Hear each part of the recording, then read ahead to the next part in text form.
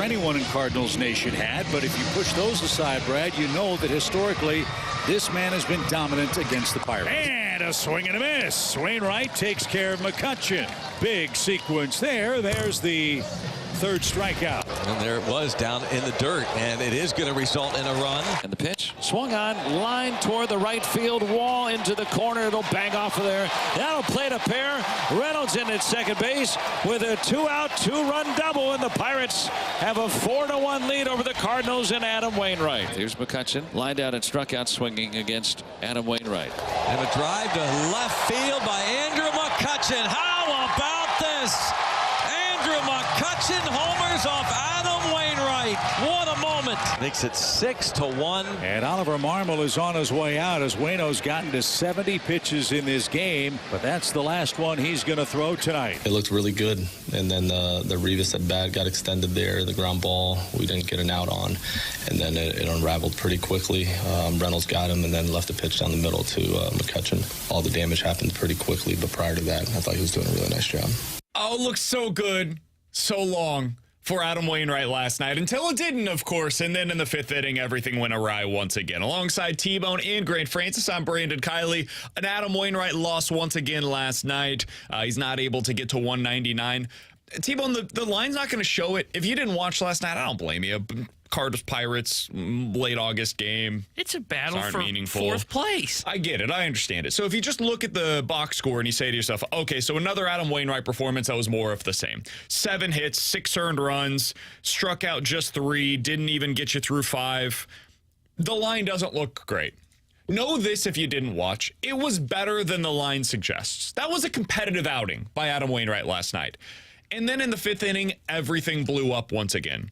And T-Bone, this is the thing that we are starting to see, really we've seen all year, as a trend for the Cardinals. When things go poorly, and this is where the comparison really comes in with the St. Louis Blues, they snowball to the nth degree.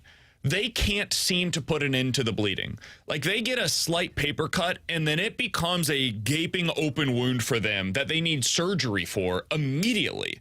And it's strange how it happens. Last night, you get into the fifth inning, it's like, all right, a single, infield single that easily could have been an error. A bunt single to third, ground out that scores a run, and then boom, double and a homer, and it's over. And that was the end of the game. I mean, technically, they still played another 4 innings, but the game was over at that point in time. We didn't have to play those 4 innings. It was all formality. So the biggest issue that this team has to correct, and it's not going to happen in season, but over the offseason, they got to prevent that stuff from happening, man. You got to find a way, instead of giving up 5 runs in that fifth inning, can you get out of there by just giving up 2 or 3 to keep that game close enough to where it's still competitive and your offense feels like it has a fighting chance? By the time you got to that 6th inning, everybody and their mother knew that the Cardinals were losing that one last night in Pittsburgh. Yeah, and again, I think you're right on. Waino's outing, I thought his stuff was better, and he looked competitive through that outing. But when you look at the Cardinals season as a whole, I bet 50% of their losses you can look at one inning and go, that was a blow-up inning, that was a blow-up inning, that was a blow-up inning. That just snowballed on them. And it can be one play, whether it be an error that happens in the field, it could be a play where someone doesn't get to a ball, or last night where it starts where it is a walk where they didn't like the call. They didn't get a strike that they were looking for. But that stuff can't happen if you're going to be a winning ball club. And that's the stuff, like, to your point, there's no way for them probably to really address this now in this season based on the roster that they're throwing out there. But it's something they're going to have to figure out what went wrong and how can they fix that going into next season. Because if you're going to continue to have snowball innings like this, even if you add starting pitching next year, you're not going to have a fighting chance against a lot of teams if you're going to allow 5 runs in an inning in which it just snowballs on you. So, yeah, you're right. They have a lot of similarities to the Blues. This is probably the number one thing where if one thing goes wrong, it just snowballs on them. And I don't know what the correction's going to be to do that, but this is the kind of stuff that you look at and you go, this is what losing teams do, is they allow one inning to get away from them. It's starting to look like bad baseball, too. Because, like, it's one thing to lose. It's another thing to just look sloppy. And whether it's the at-bats, the defense, the base running, whatever, there are moments over the last week or so where it's looked sloppy for the Cardinals. It's looked like they need Brendan Donovan out there. Like, he's not a magic elixir that's going to fix everything that's going awry with this team, don't get me wrong. And if one guy is the thing that ends up fixing you, then you probably are relying way too much on that one guy. But the stuff that Brendan Donovan does really well, the busting it to first on any ground ball, the first to third, like the little things that we have appreciated about his game over the last 2 years, the Cardinals seem to just not have any of that going on with him right now. And when you watch them on a night in, night out basis, it's hard to do. And so you go into Pittsburgh, which is a bad baseball team. You shouldn't be losing these games the way that you are, where you've got Tommy Edman making a weird play at second base last night. And then in left field, I don't want to be too critical of it because I think it was more of a baseball play than it was a him dogging it play. But because of his history, it makes me question if it was a him dogging it play. Oh. Did you see Tyler O'Neill kind of let up on that foul ball into left field in the 5th inning yesterday? Baseball play. We don't want to catch that. Then a run maybe scores, and your hope is you get out of the inning. Maybe double play ball. Maybe. Bottom of the 5th inning, bases are loaded, 1 out, Bay's at the plate. Last 2 runners have reached on an infield single, quote unquote, really an error, and a bunt. Bay's at the plate. It's a 1-1 count to set anybody up that didn't watch the game last night. That's kind of the situation we're in. Bottom of the 5th, 1 out, bases loaded. There was a foul ball that went into left field. I think Tyler O'Neill, if he was actually going for it, could have gotten there. And it was pretty damn shallow, and he's got a really good arm in left field. I don't think the runner was going to tag up, and even if he did, I think there could have been a play potentially at home if Tyler O'Neill decided to go for it. He didn't. He just kind of let it go. And then, of course, we know what happened after that in the rest of the inning. Again, could have been a baseball play, could have been what T-Bone just said, where he's going to let it drop because they want to try to potentially get out of the inning with a double play afterwards. All right, fine. Everything in Tyler O'Neill's history makes me question that, though. And that's what's tough about watching this team right now is when I'm watching Tyler O'Neill, I'm just assuming the worst.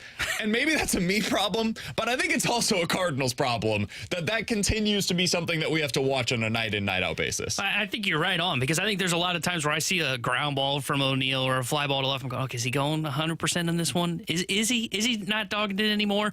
But to your point. Our text line's with me, by the way. Are they? Yes. Oh, come on. No, 314-636-618-573. Oh, there's like 20 of them that you're going to have to call out if you think that he didn't pull up on that play. I think that was a baseball play because I've seen outfielders do that before where they let the ball drop in foul territory so there's no chance. If that was Tommy Edman or if it was Lars Nootbaar, Dylan Carr, literally any other outfielder, if it was Alec Burleson, I would totally agree with you that they probably pulled up on that play. Tyler O'Neill being in that spot and letting that ball drop the way that it did, it absolutely, my first reaction was, God bless it, this bleeping guy did it again, where he dogged it on a play. And now that people are agreeing with me, I think I'm mad at him. I took the text line to convince you to be mad at him? I just didn't want to crush him if it was something where I misinterpreted what took place. But now that I've got my army behind me in agreement, I think I'm mad at Tyler O'Neill again. Yeah, you should have heard the expletives in the office text line. Whew, BK was fired up. Look, I'm not, again, the problem is not so much of whether or not he was dogging it on that play or he was playing the baseball move. It is to your point of the fact that you have to question it. You shouldn't have a player that I have to question whether or not he's dogging it or not. And the fact that it pops up in the back of my mind on a guy that the Cardinals continue to say, he's getting opportunity, he's getting opportunity, he's getting opportunity. Oh, and we've seen him play at an MVP caliber level. That's the whole epitome of the issues for the St. Louis Cardinals, or at least the beginning of the issues for the Cardinals, plus their terrible fundamental baseball that we've seen recently. So, yes, I can understand where you can come to the conclusion of, yeah, he was probably dogging it. Because I think it's totally fair to assume he was dogging it, but I just assume it's a baseball smart play. I guess I'm giving O'Neill too much benefit of the doubt. So the result is the Cardinals are now 0-5 in Pittsburgh so far this season. It's a tough place to play. 0-5 in Pittsburgh, man. It's a really good team. The Cardinals came into the season 26-7 in Pittsburgh from 2019 to 2022. So over the last 4 seasons, they won 3 out of every 4 games that they played in Pittsburgh. This year, they haven't won a single game in Pittsburgh. It will be, if they lose today, the first time that the Cardinals have gone 0-4 in Pittsburgh since 1998. And if you want to go back a little bit further, it would be the first time that they've done it going back beyond 1998, since 1907. Tanner, I am so sick of referencing the 1907 and 1908 St. Louis Cardinals this year. I am sick of it. Every 100 years, the Cardinals end up being one of the worst teams in baseball, and I am not having it anymore. I am sick of referencing that team. I have learned way too much about the 1907 and 1908 rosters, and I would assume there was probably somebody on that roster that reminded a lot of people, if they're still around in our listening audience, of Tyler O'Neill, where they were dogging it in 1907, and they're dogging it again in 2023. Tyler O'Neill is the problem for this team right now. All right, coming up in about 15 minutes, one of many, we're getting into some NFL quick hitters. 314-399-9646 is the Air Comfort Service text line. If you guys want to get involved in the show, you can always watch us as well on YouTube at 101 ESPN STL. Coming up next, though, somebody tweeted me last night, and I thought it was interesting. Said, BK, how long of a rebuild are the Cardinals about to go into? Can they reasonably get this thing turned around in one offseason? It's a fair question to ask. I looked into it last night to try to find what is the comparison. Who are the teams that have done previously, in recent baseball memory, what the Cardinals are trying to accomplish this offseason? I'll let you know what I found coming up next here on 101 ESPN.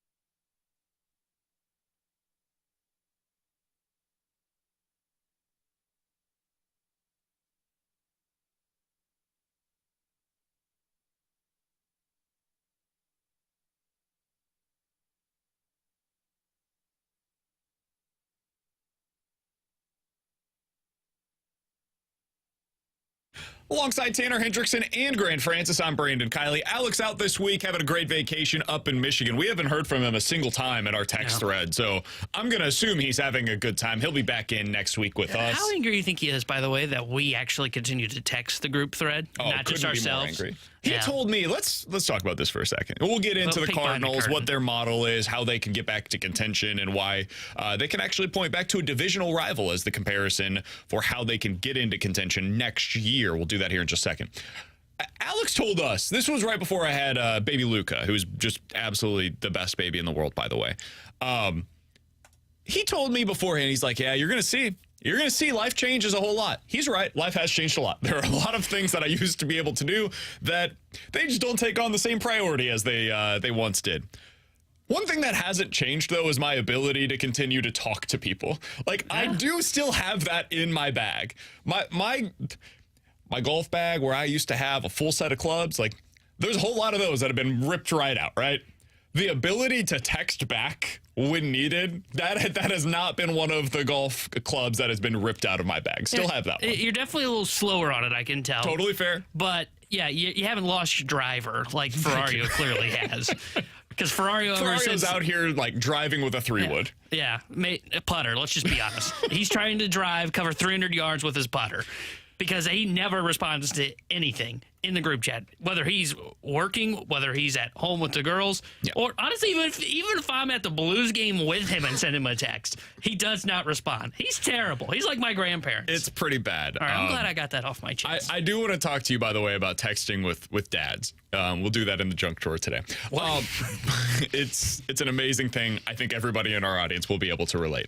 So, how long is this going to take for the Cardinals to get back to being good? Because right now, it sure does look bad. They're on pace. T-Bone, you sent a real text last night. Do you think the Cardinals can lose 100 games this season? And you were serious. Like, you weren't saying, like, worst case scenario. Like, you believe that it is at least possible. They would have to lose, I think it's like 28 of their 35 remaining games to lose 100 games this season. With the fourth toughest schedule left in baseball. It's at least possible. I can't completely rule it out. They're a bad baseball team. And getting from losing 95 plus games in a season to winning 95 or more games in the season is a massive, massive undertaking. And that's what the Cardinals are going to attempt to do this offseason. So somebody tweeted me yesterday, it was a fair question. How long is this going to take? Is it going to be a multi-year rebuild that the Cardinals are about to go into, or can they reasonably get back to contention next year? So I looked it up. Who are the teams over the last decade that went from winning fewer than 80 games in one season to winning more than 95 games in the following year? So losing team into not just like a contender, but one of the better teams in the sport the following year. I found 7 of them, which is a pretty decent sample size, considering this is just over the last decade. It's basically one a year or so, because 2020 doesn't count in this. So the 2013 Red Sox, they won 69 games a year prior and then won 97 games. The 2014 Angels, they went from 78 to 98 wins in one season. The 2018 A's went from 75 wins to 97 wins. The 2019 Twins, who I have no recollection of whatsoever, went from 78 wins to winning 101 games. The same thing happened last year with the Mets, where they went from 77 to 101. The Rangers are on pace this year to join this list, going from 68 to 95 wins. So those are most of the teams that have done it. The one team that I left out, I think, is maybe the best comparison for where the Cardinals are at right now. And it's the 2014-15 Cubs. In 2014, the Cubs won 73 games. That offseason, this is the one part that I don't think that the Cardinals are going to follow. They could do this with the same guy, though. They fired their manager. They then go out and get Joe Maddon. They sign Lester. They re-sign Hamill after trading him at the deadline. They sign Ross, who's now their manager, of course. They trade for Miguel Montero. They want a defensive catcher behind the plate. They bring in Dexter Fowler. They have Addison Russell, Chris Bryant, Jorge Soler, Kyle Schwarber all becoming regulars in that 2015 season. And boom, we know what happens from there. They become not a dynasty, but the best team in the NL Central for a few years with that core of players that I just mentioned. They go from 73 wins to 97 wins overnight.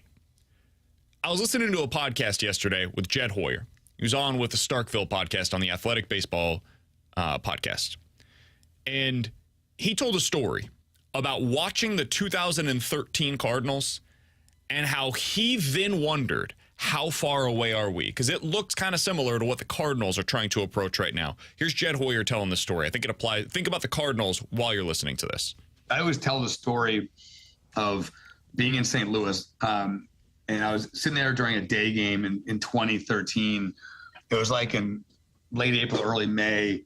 And I'm staring out at the field. They had been 11, they won the World Series. I think 12, they lost in the LCS. 13, they lost in the World Series. So the team I was watching ended up losing to the Red Sox that year in the World Series. I remember watching the game and thinking, like, how on earth are we going to compete with this team anytime soon? I mean, they're just a bunch of, prime-aged great players, Matt Holliday and Yachty, and back then they had Johnny Peralta and they had John Jay. And it's just a really good team all across the field. I'm thinking, like, we're not close to this right now. 2 years later, we beat them in the LCS. It was a great learning experience for me in the sense of that these things happen quickly when you get a critical mass of talent. I think that's where the Cardinals are at right now. I think they're getting, if they're not there already, they're getting very close to it, where the Cubs had to go through pain for 5 years to be able to build the core that they eventually won with, to be able to draft really highly to get Chris Bryant and Kyle Schwarber, and to be able to make the trades that they were able to acquire guys like Addison Russell and going out and getting somebody like a Dexter Fowler. When you were able to build around that core group of players, all they had to do was drop a couple of pitchers in, and it's like, okay, this is ready-made. Let's go now. Let's go win. The Cardinals didn't have to go through as much pain, but they did build that core group of position players similar to what the Cubs had in 2015. You look around the diamond right now, man. Well, look at all of the guys that they have developed internally and who they're building around right now. Look at shortstop, Mason Wynn. You look at second base normally when he's healthy, Nolan Gorman. In the outfield, you look who they've got out there. Lars Nootbaar, Dylan Carlson, maybe. Tommy Edman, maybe. Jordan Walker, definitely. You look around the diamond at the guys that they are building around. It looks very similarly to that Cubs team. The difference is right now the Cardinals do not have the pitching. That was the last thing that the Cubs went out and added before being a legitimate contender for the next 4 to 5 years.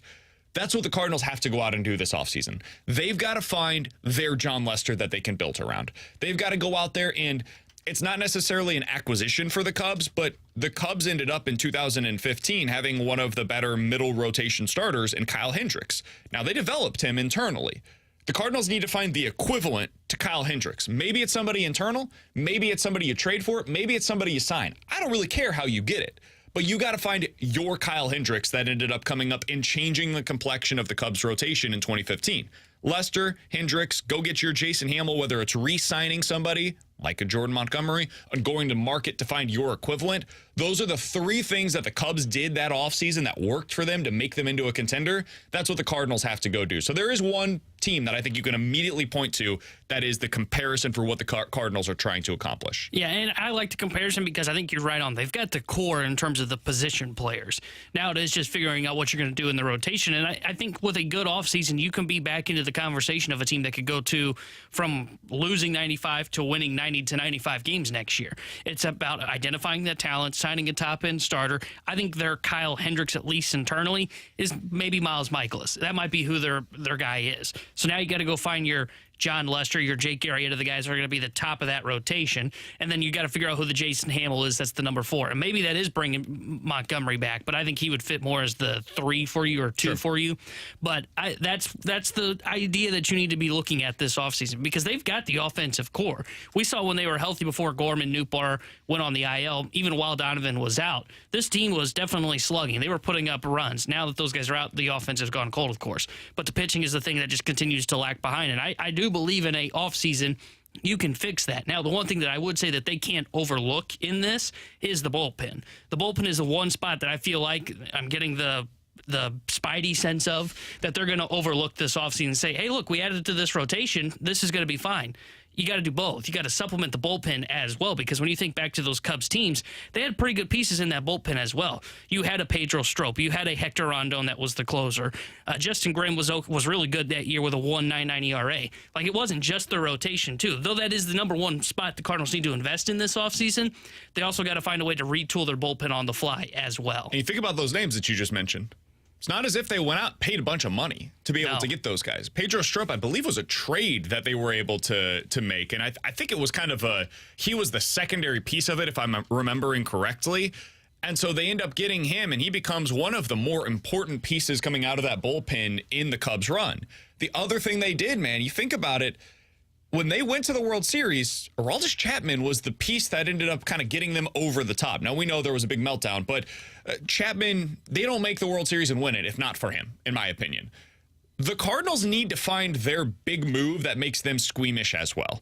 Like, they've got the pieces to be able to go make that move the way that the Cubs did to get Aroldis Chapman by giving up a potential future shortstop for them. The way that the Royals did in 2013 when they traded the minor league player of the year, a top 5 prospect in all of baseball, in Will Myers, for James Shields and Wade Davis. You look back at these teams and you kind of reverse construct the rosters. A lot of them had to make one move at some point that led to them saying, oh boy, this is our fork in the road moment. Either this is going to work out for us and we're going to win something big, or this is going to go poorly and every one of us is getting fired. That's the move that the Cardinals need this offseason. It sounds scary because it is bleeping terrifying, but that's what it's going to take for them to be able to go out and get the pitcher that they crave. That's the one thing they're missing. And to get it, you're probably going to have to give up some kind of cost-controlled hitting, and it's going to make every single one of us squeamish whenever it happens. And it's really the move that, even dating back to that time frame that we're talking about, when the Cardinals were the team that the Cubs looked at and went, oh man, how are we going to beat them? It's one move the Cardinals have been unwilling to make for years. It's not like we're just talking about a trend that's been going on for 2 years. This is like 10 years under the John Mozeliak era that they haven't been willing, when they were winning, to make that big splash. Now look, there were some years like 22 or 21 where they didn't make sense to go make that move, where it was, okay, we got to go get a half, we got to go get a less, we just got to kind of put this thing together with bubble gum. But there are times, and I think this is their time this offseason, to make that puke point trade. It's going to feel like an all-in move, but I don't think that's necessarily what it is. I think it's a move that is necessary to get you back into just the conversation of contention. The all-in move would be something that you're going to be talking about at the deadline. Yep. This is one of those trades, to your point, and I've been saying this, I thought they were going to do this at the deadline potentially. It is that puke point move where it is, okay, I'm either getting fired or I'm going to live on in folklore because I just made an incredible trade that helps us get back to the promised land. Somebody from the 314 asks a fair question. I was hoping that we wouldn't get here, but neither here nor there. How many of those 7 teams that went from losing at least 82 games to winning 95 in the next season either A, fired their manager, or B, spent significantly in free agency that offseason? One of those two applied to every single one of these teams. It's just the reality. 5 out of these 7 teams fired their manager the year before they turned it around. 5 of the 7. The other 2 were the Oakland A's, where they had Bob Melvin, and everybody knows Bob Melvin is a really good manager, and Mike Scioscia with the Angels in 2013, 2014. Now, that Angels team is probably the biggest outlier out of any of these that I saw. They basically made a few moves, and somehow it all kind of clicked into place in 2014. They traded for David Freese. Cole Calhoun had his first season. He ended up being really good for them that year. And Garrett Richards had a breakout season, and then for whatever reason, it just all kind of turned around and it came together for them. So I can't explain that one. It's the biggest outlier, and then they got into the playoffs, and it was like, oh, yeah, their rotation kind of stinks. They didn't end up being able to make it far at all. They lost in the first round, did not win a game in the postseason that year. But that's the outlier. The other teams, for the vast majority, either fired their manager or signed significant free agents, or a combination of both, to be totally honest with you. That's what they ended up doing. Coming up in about 15 minutes or so, we'll get into questions and answers. 314-399-9646 is the Air Comfort Service text line. But next, let's dive into some NFL quick hitters, including a player that is a perennial All-Pro who has yet to show up for camp and sure seems to be threatening that he's not going to be there the first 2 months of the season. We'll tell you who that is next here on 101 ESPN.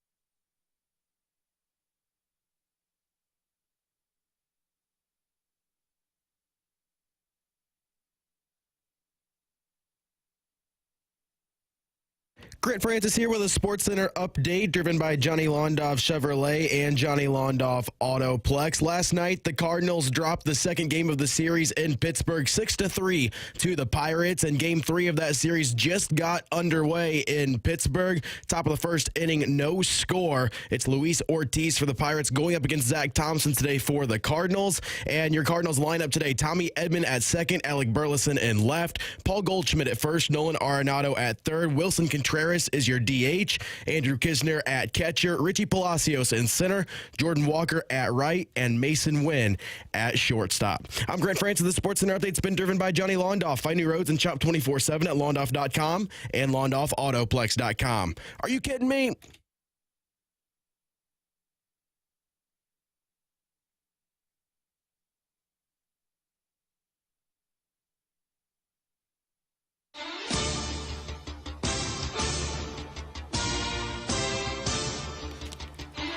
Alongside Tanner Hendrickson and Grant Francis, I'm Brandon Kiley. It's BK and Ferrario here on 101 ESPN. When you hear that music, you know what time it is here on BK and Ferrario. It is time for some NFL quick hitters, and we're going to start with a story that is catching me a little bit by surprise. The Kansas City Chiefs very well may end up going the first 2 months of the season without Chris Jones. Now, I'm still not buying it. I think this is insanity. I don't understand what his side is trying to accomplish here, but let's go through this.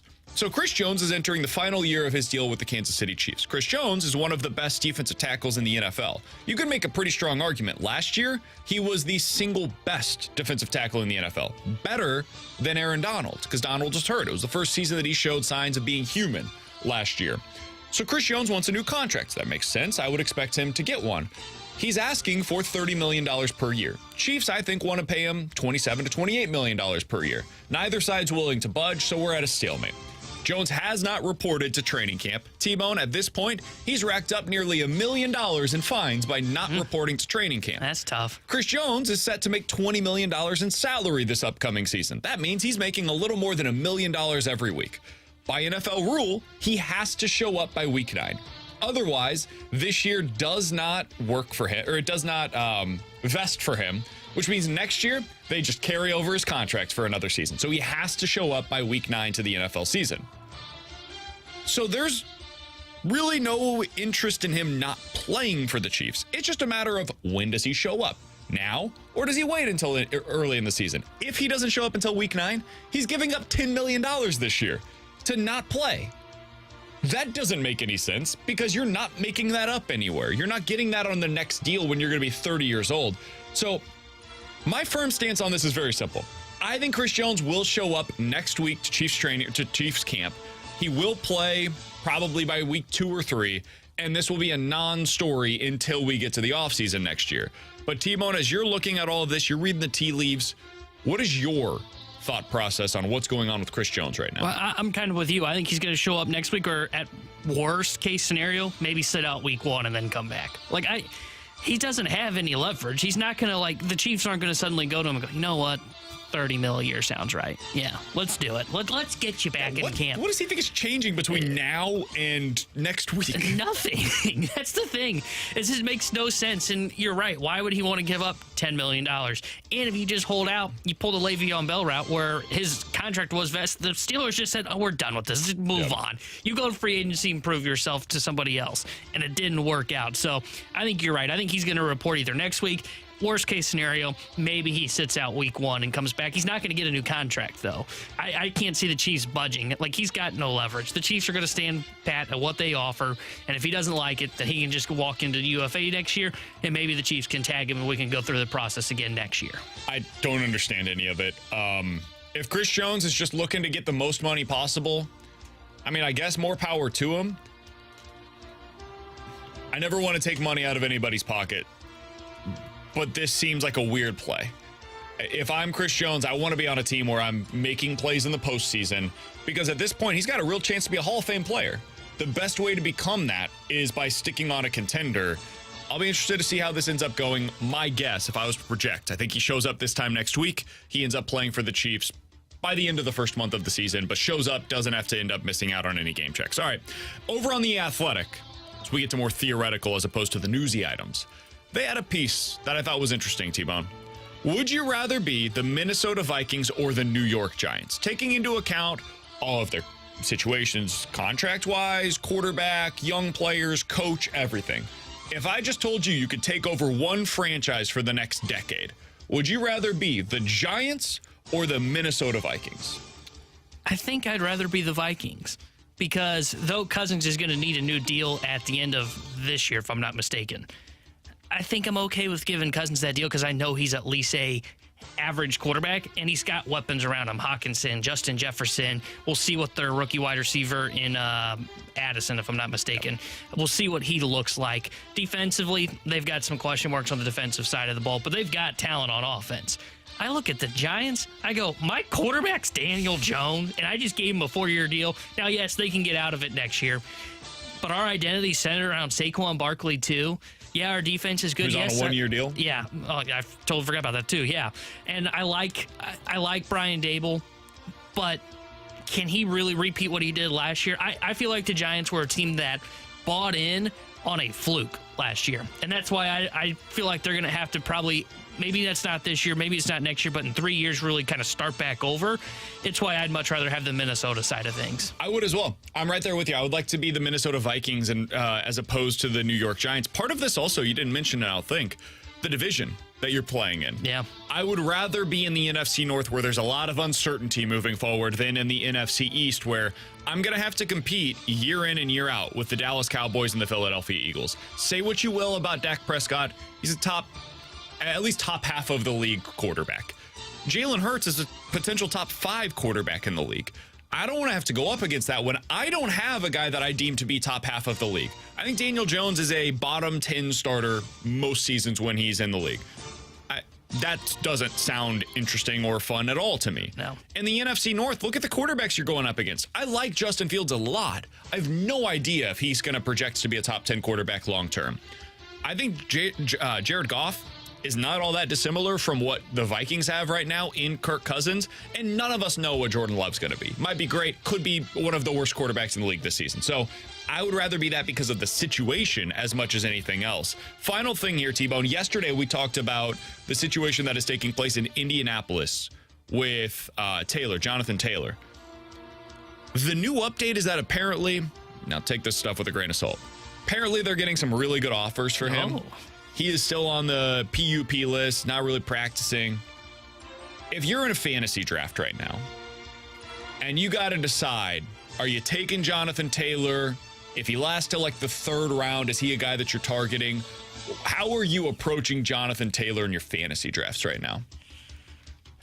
I would stay away from him, I think, just because, one, the uncertainty of what his situation is going to be. I think he's going to be a Colt. I don't see him getting traded unless it's like around deadline time.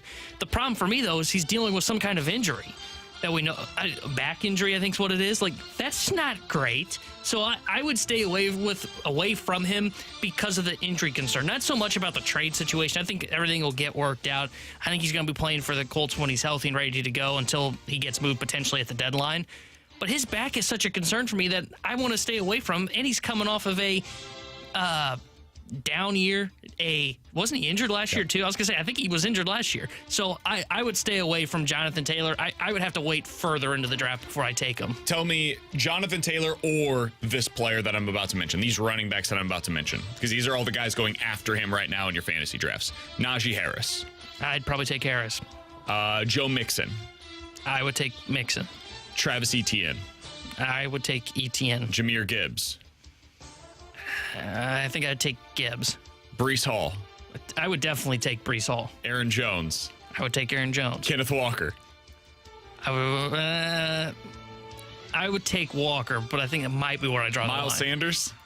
Yeah, I would rather have Taylor. Okay. I think I'd draw the line right about there. So we're like the 4th to 5th round, late 4th, early 5th round is where you finally start taking him. You know where he's going right now? 3rd round, top of the 3rd. Yeah. I'm not taking Jonathan Taylor there. There's just too much uncertainty. I would rather have the wide receivers that are in that range specifically. T. Higgins, Keenan Allen, Calvin Ridley, DK Metcalf, and then we just talked about the running backs that you can get around that range. Josh Allen, Jalen Hurts are going around that area. I would rather have any of those players that I just mentioned than Jonathan Taylor at his current spot that he's going in fantasy drafts. If he drops in your draft and you can get him, you're looking at, okay, Am I going to take J.K. Dobbins, Miles Sanders, Deontay Johnson, or Jonathan Taylor? I'm taking Taylor there. But prior to that, man, I'm gonna wait until we get to the 5th round. That's around the time where I really start thinking about taking Jonathan Taylor. Coming up in about 10 minutes or so, the White Sox made a move yesterday that could completely alter the Cardinals' offseason plans. We'll tell you what that is in about 10 minutes. But next, questions and answers here on 101 ESPN.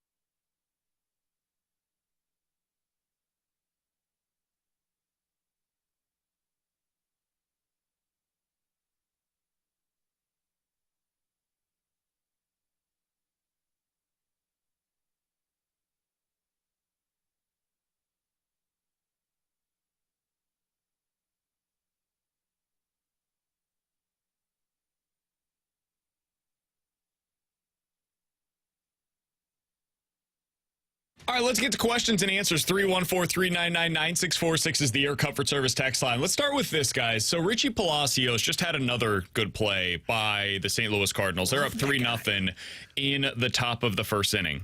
He had a ground rule double, scored a couple on the play. T-Bone, is there something there with Richie Palacios? Do they have something with this guy? Maybe. I'm not quite sure yet, but I do like what I'm seeing. A left-handed kind of, I'd call him a slap hitter, even though he's now starting to slug, apparently. And he looks comfortable out there in center field. He looks like he's got the potential to be a fourth outfielder, I would say, fifth outfielder, guy that you can carry on your team, that you can start in center field when you need to give whoever the hell your everyday center fielder is a day off. And you feel comfortable with him there. I'm not saying he's a guy you're going to pinch hit for anybody for. Maybe you bring him on as a pinch runner late in games. He's got decent speed. I think there's something there. I don't think he's one of those guys that I would purge from this 40-man roster as we go into the offseason. He reminds me a little bit, and I said this off air, and BK went, "Oh my God, what are you doing over there?" It's fair. Wait till you hear this, and you tell me what your reaction is. Somewhat reminds me, because he's not going to hit 300 by any means. He kind of reminds me of John Jay a little bit. A little bit. I'm not saying he is John Jay. He kind of reminds me of him a little bit. Left-handed, kind of slap hitter, plays solid defense in center field. I think that's fair. He's had some, really intriguing numbers in the minors. Yeah, don't look at this year in Cleveland, though. Yeah, don't look at any of his major league numbers. Those are not good. But in the minors, when he's been down, so this season in AAA for the Cardinals, he's walking 16% of the time and striking out just 10% of the time. Now, needs to be said, we're going to get into this a little bit later. Strike zone's a little wonky right now down in AAA, so maybe that's a one-off, right? Nope. Look back to 2022. Walk rate, 12%. Strikeout rate, just 20%. 2021, walk rate of 17%. Strikeout rate of 19%. He's had an OPS plus in all of those seasons of 20% above league average at every level or better. Richie Palacios is a legitimately intriguing talent. He was a third-round pick back in 2018. They viewed him as somebody that could help them down the road. And then they DFA'd him for the same reason that the Cardinals have DFA'd a million different outfielders over the years. They needed somebody that could provide something a little different than what he brought to the table. Maybe John Mozeliak was able to find something, and I'm not saying he's a starter for you. I don't think he's going to be that. Can he be a fourth or fifth outfielder? Can he be a guy that you carry on the 40-man for a couple of years? You're like, hey, we've got some injuries out there. Let's call up Palacios, and you know he's going to be able to play a capable outfield. I think he could be that for the Cardinals. Yeah, and look, I don't mind. He's got 2 more option years left. And I don't mind the idea of Burleson being your DH/fourth outfielder. But if I can just say, hey, he's our backup first baseman and our DH, and then we've got Palacios as the fourth outfielder, if he plays like he's been playing since he's been back up here, I wouldn't mind that, because then he can kind of pull Burleson away from the outfield where he's average at best. I'd say slightly below average. Got an okay arm out there, but you don't feel comfortable like I do when I look at Palacios roaming center field right now. Having a guy that can capably play center field on the roster is pretty nice. I also think that his development could allow you a little bit more flexibility with somebody like a Tommy Edman. If they think that Tommy Edman is going to be a trade chip for them down the road, I could totally understand giving Richie Palacios a legitimate extended run in center field the rest of the way this year. And that's probably going to change whenever Lars Nootbaar returns to the lineup. I understand that. But I know that the Cardinals will disagree with me and they'll say I'm crazy for this. I would play Richie Palacios down the stretch over Tyler O'Neill. I don't think you're learning anything about Tyler O'Neill. People know who he is, man. They know. You're not fooling anybody. We're building up trade value. His trade value is not going to change. So I would play him over Tyler O'Neill because I'm more intrigued by what he could be for the Cardinals in 2024 than I am what Tyler O'Neill could be for this team. Who would you play in center when Nootbaar gets back? Nootbaar, Palacios, when Newt and Gorman are back. I should add the caveat here. Edman, Palacios, or Nootbaar? Who's in center when they're all back? Edman or Palacios. I would choose one of those 2 players. And the truth is, though, it'll probably be a combination of all of the above. Yeah. They'll probably just rotate those guys to see how it looks, find out how all 3 of them react when they're playing in center field. But if I had to choose one of them that I would probably most want to see, it probably is Edman getting the most opportunities in center, just because I would like to find out if he's capable. We know Palacios can play it. I think I have a pretty good idea of what Lars Nootbaar is out there. He's average to slightly below as a defender in center field. I don't know what Tommy Edman is long-term. And you've got questions about his arm. I think those are fair questions at a minimum. Let's find out. Let's see what it looks like over an extended stretch of 25, 30 games. All right, so we know they're going to go to Newport. That's right. Yeah. All right, 314-399-9646 is the Air Comfort Service text line for questions and answers. Guys, if the Cardinals were in contention right now, how do you think that they would utilize Adam Wainwright? Are we assuming that the rotation is what it is right now, or are we assuming that there's something different? Because as currently constructed, they would be utilizing him the exact same way.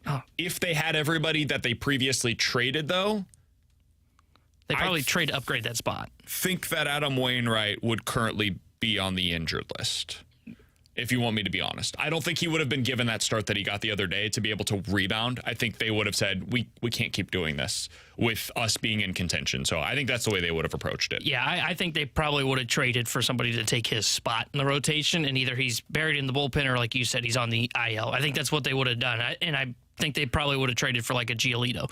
That's probably what my guess would be. They would have traded for a Giolito or someone of that ilk that would take Waino's spot in the rotation.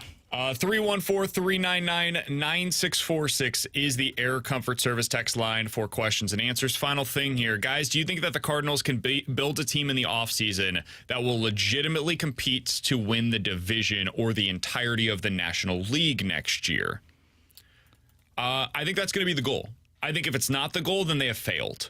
And this is why, like, we saw there was a few texts on the text line earlier that were saying that we were carrying water for John Mozeliak. My optimism in the offseason, and I know people get frustrated and they're sick of hearing this, is that the Cardinals have never had to react to something like this. Not with this current iteration of the Cardinals front office in charge. So when I think about what they're going to do, how they will react, I assume that they are going to be highly aggressive. And if they aren't, then we will react accordingly. Because I think it's necessary for them to make big moves this offseason, unlike in previous years. Previous years, I can at least listen to the argument. We sat out of the shortstop market because we have an internal option. We sat out of the Bryce Harper market because we have internal options.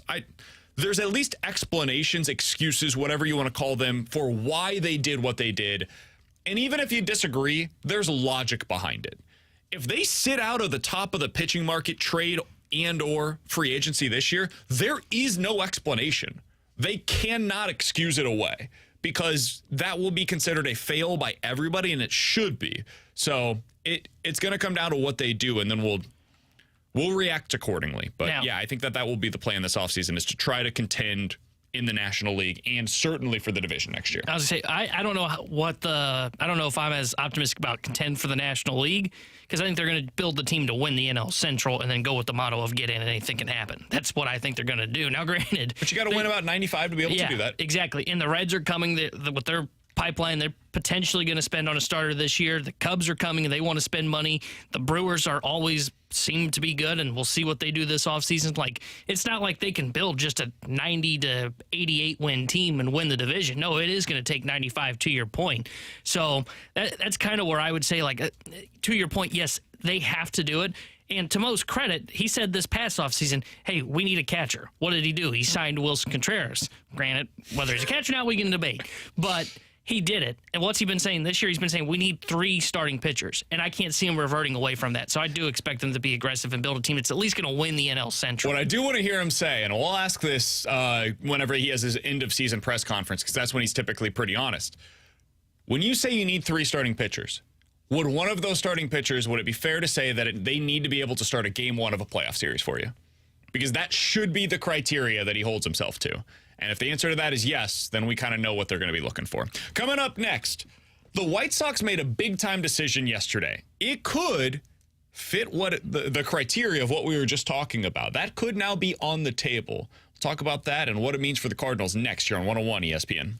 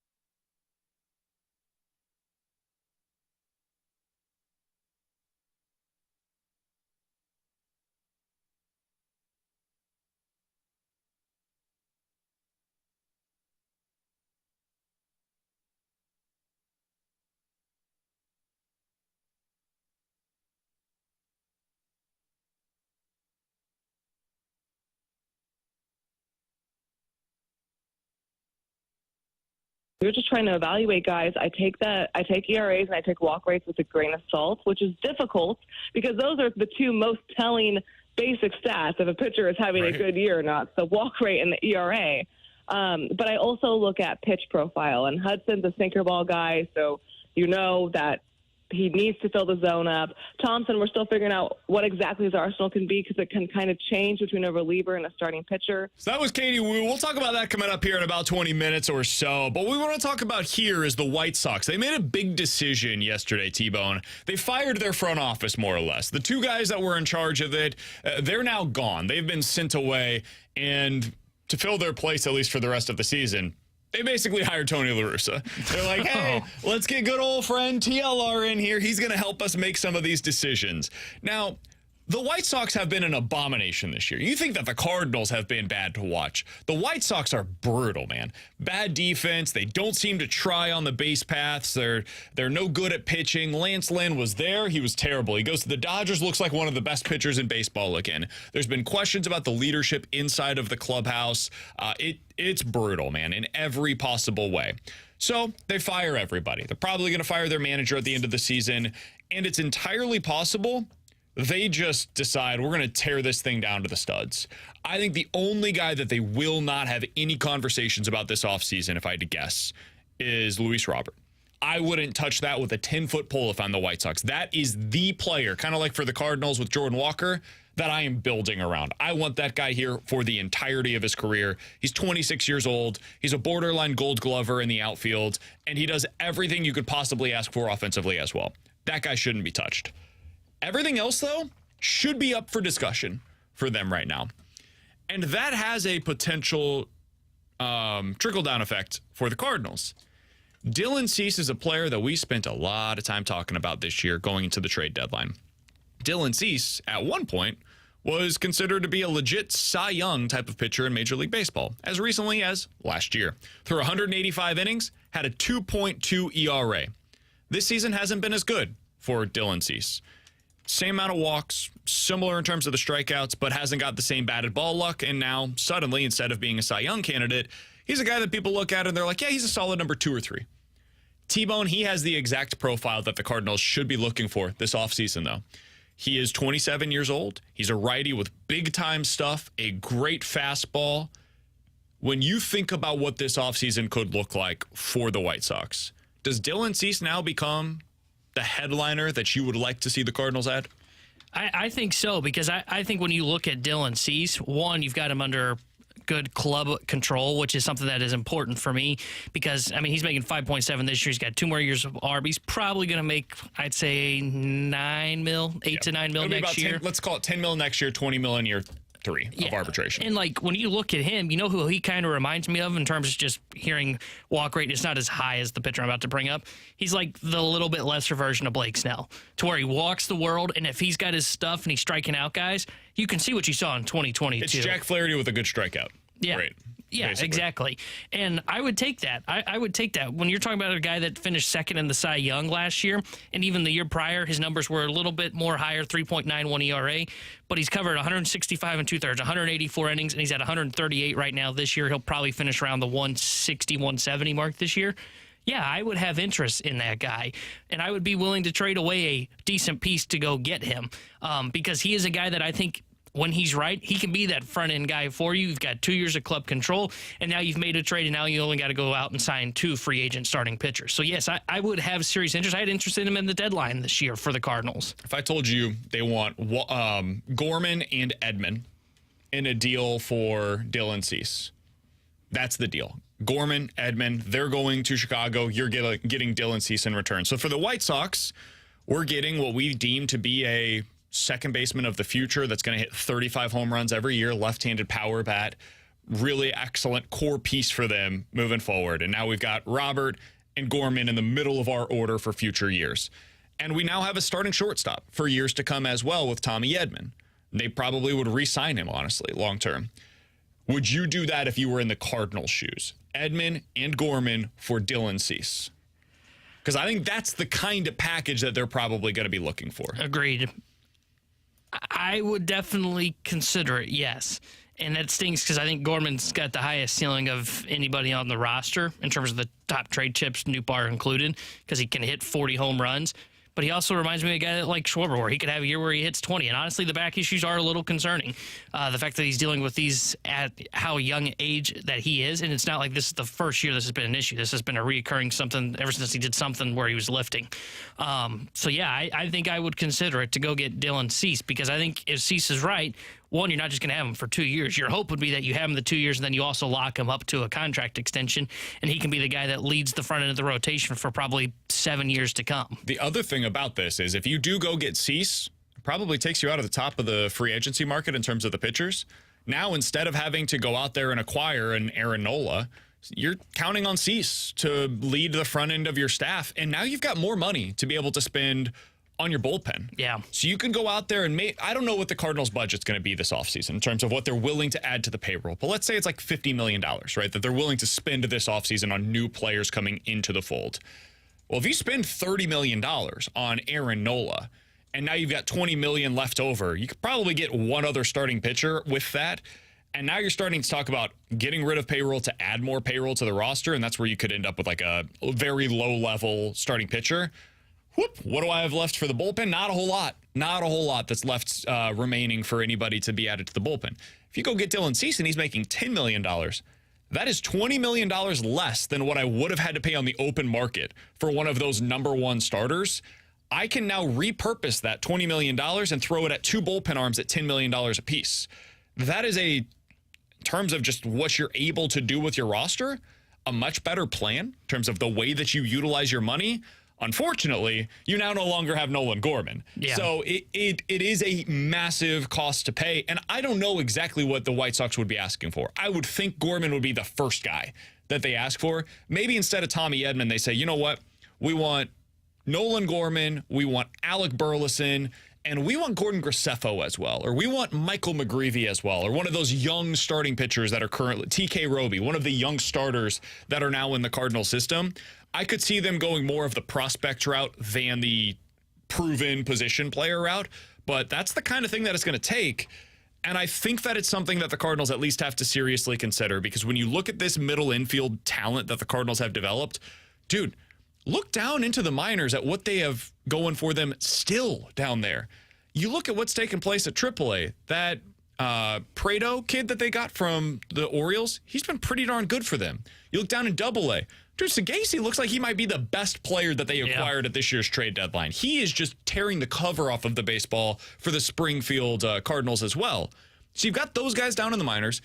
If you trade Gorman but don't have to include Edman, you've still got Edman here. That can be a capable everyday second baseman for you if needed. You've got the talent in that area of the infield if you wanted to go this route. And let's be honest, if you have Edman and Wynn in your middle infield, you've suddenly very much improved yourself defensively as well. I do not want to trade Nolan Gorman if I don't have to.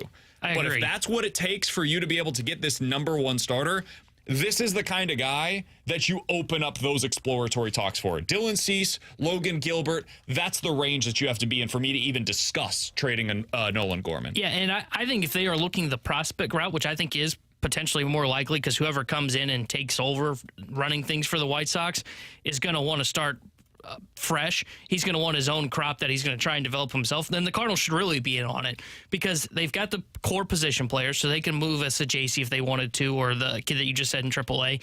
And if you're getting an ace, I think Roby or Hintz, one of those guys becomes a potential trade chip as well. Because sure, you'd love to develop him in your system, but like the ceiling for Hintz and the ceiling for Roby are top tier starting pitchers.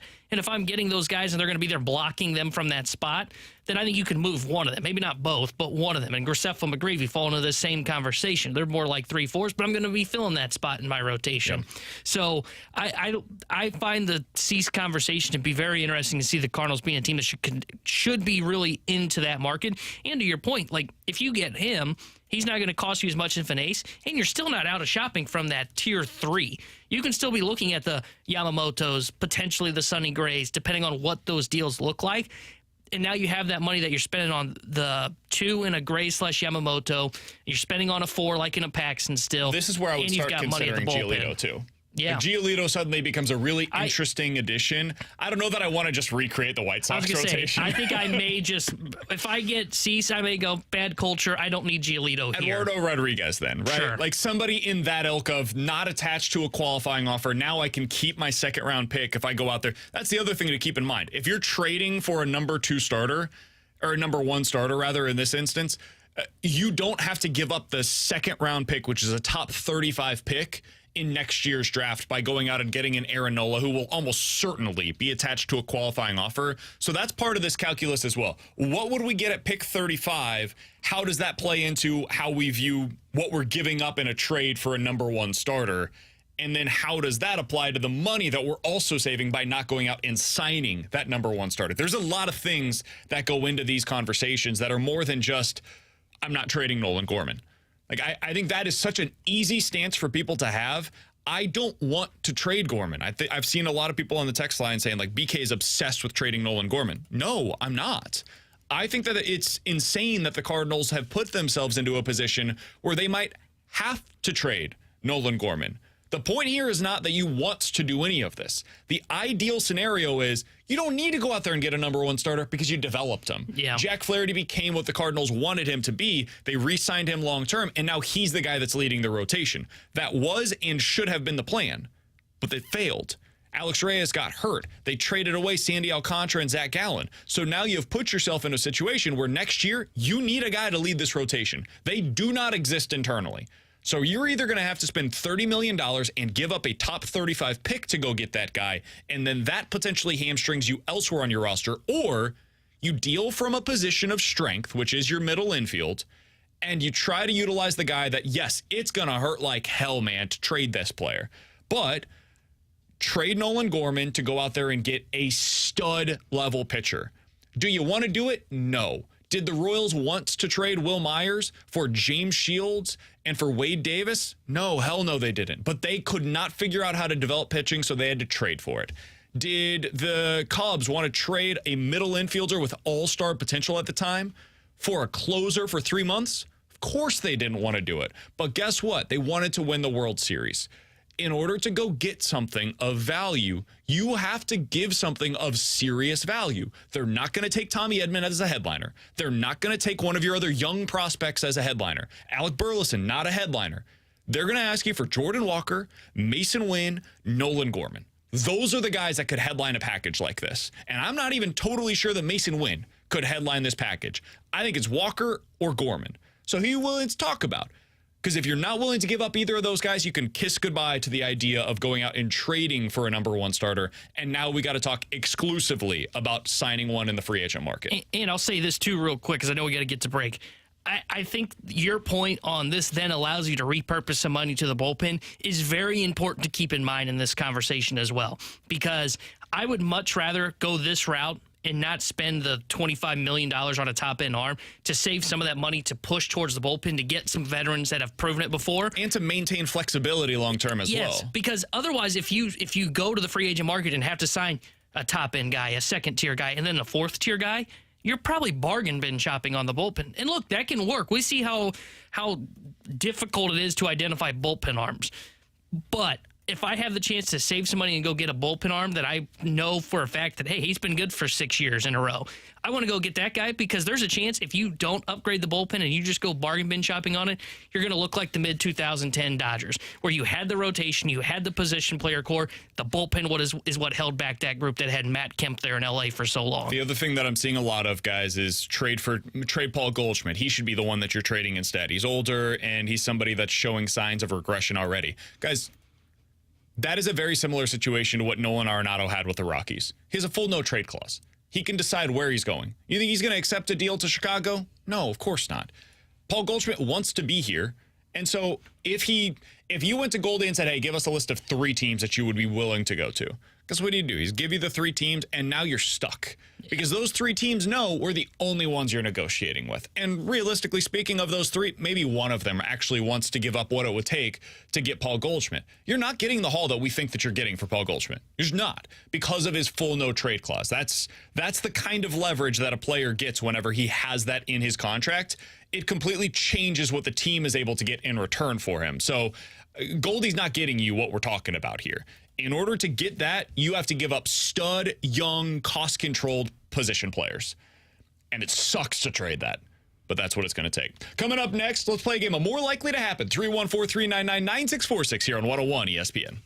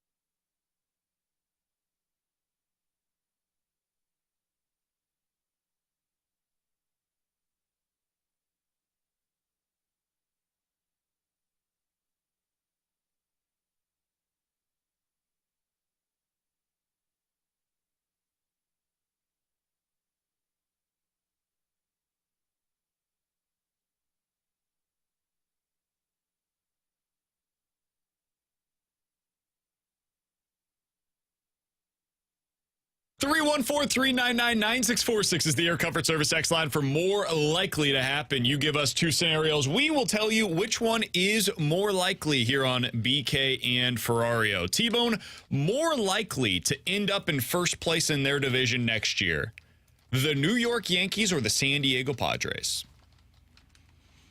Both teams having very disappointing seasons relative to expectation this year. The Padres are 60-67 now. The Yankees are 60-65. Which one of those two teams is more likely to get back to first in their division? I think I'm going to say Padres, even though like Ohtani's going to be wearing Dodger blue next year, which is crazy to say. But outside of the Dodgers, I'm not that high on San Francisco. I said this like 3 weeks ago. I think they're going to miss the playoffs, and BK would have thought I had no head when I said that. And, like, the Diamondbacks are an interesting team, but they got to go out and spend some money if they're going to be a team that's going to compete. I can see where things can click for the Padres. This is a weird year for them. Like, they're a team, if you look at the, I don't remember what it's called, Pythagorean win-loss, they should be way better than what they are because they've got a great run differential. I have seen, though, that they've only come back in games like 6 times this year, which is insane. Well, they clearly have a bad manager because they're very bad at one-run games. Yeah. Clearly. Bob Melvin, bad manager. Bob Melvin, the guy that I think of as one of the worst managers in baseball. Yep. So I would say Padres. I look at the Yankees. They're a mess. They're old, not athletic. They got terrible contracts on the books. I don't know how the hell they're fixing that in one offseason and winning in the best division in baseball, so I'm going to say the Padres. I will be curious to see what they do with their rotation in San Diego. That's the one big question that they have going into next year. By the way, not having Josh Hader at the back end of the pin is not going to help things, but you can fix a pin. You can overhaul that thing in an offseason. Losing Waka and Snell is going to be a big part of what they've accomplished this year when it comes to the pitching side of things. But they're going to have a full season next year of Fernando Tatis Jr., who, don't look now, T-Bone, that guy is back to playing at an MVP caliber level. He's probably going to break his wrist while doing skateboarding or something this offseason. He has been the best defender in the outfield in Major League Baseball this year by the numbers. Yeah, so good for him. Impressive year by him. I'm definitely going to the Padres as well. The Yankees are stuck, dude. They are in a really bad position right now, and I don't think there's an easy way out of it. And much like here in St. Louis, the Yankees do not rebuild.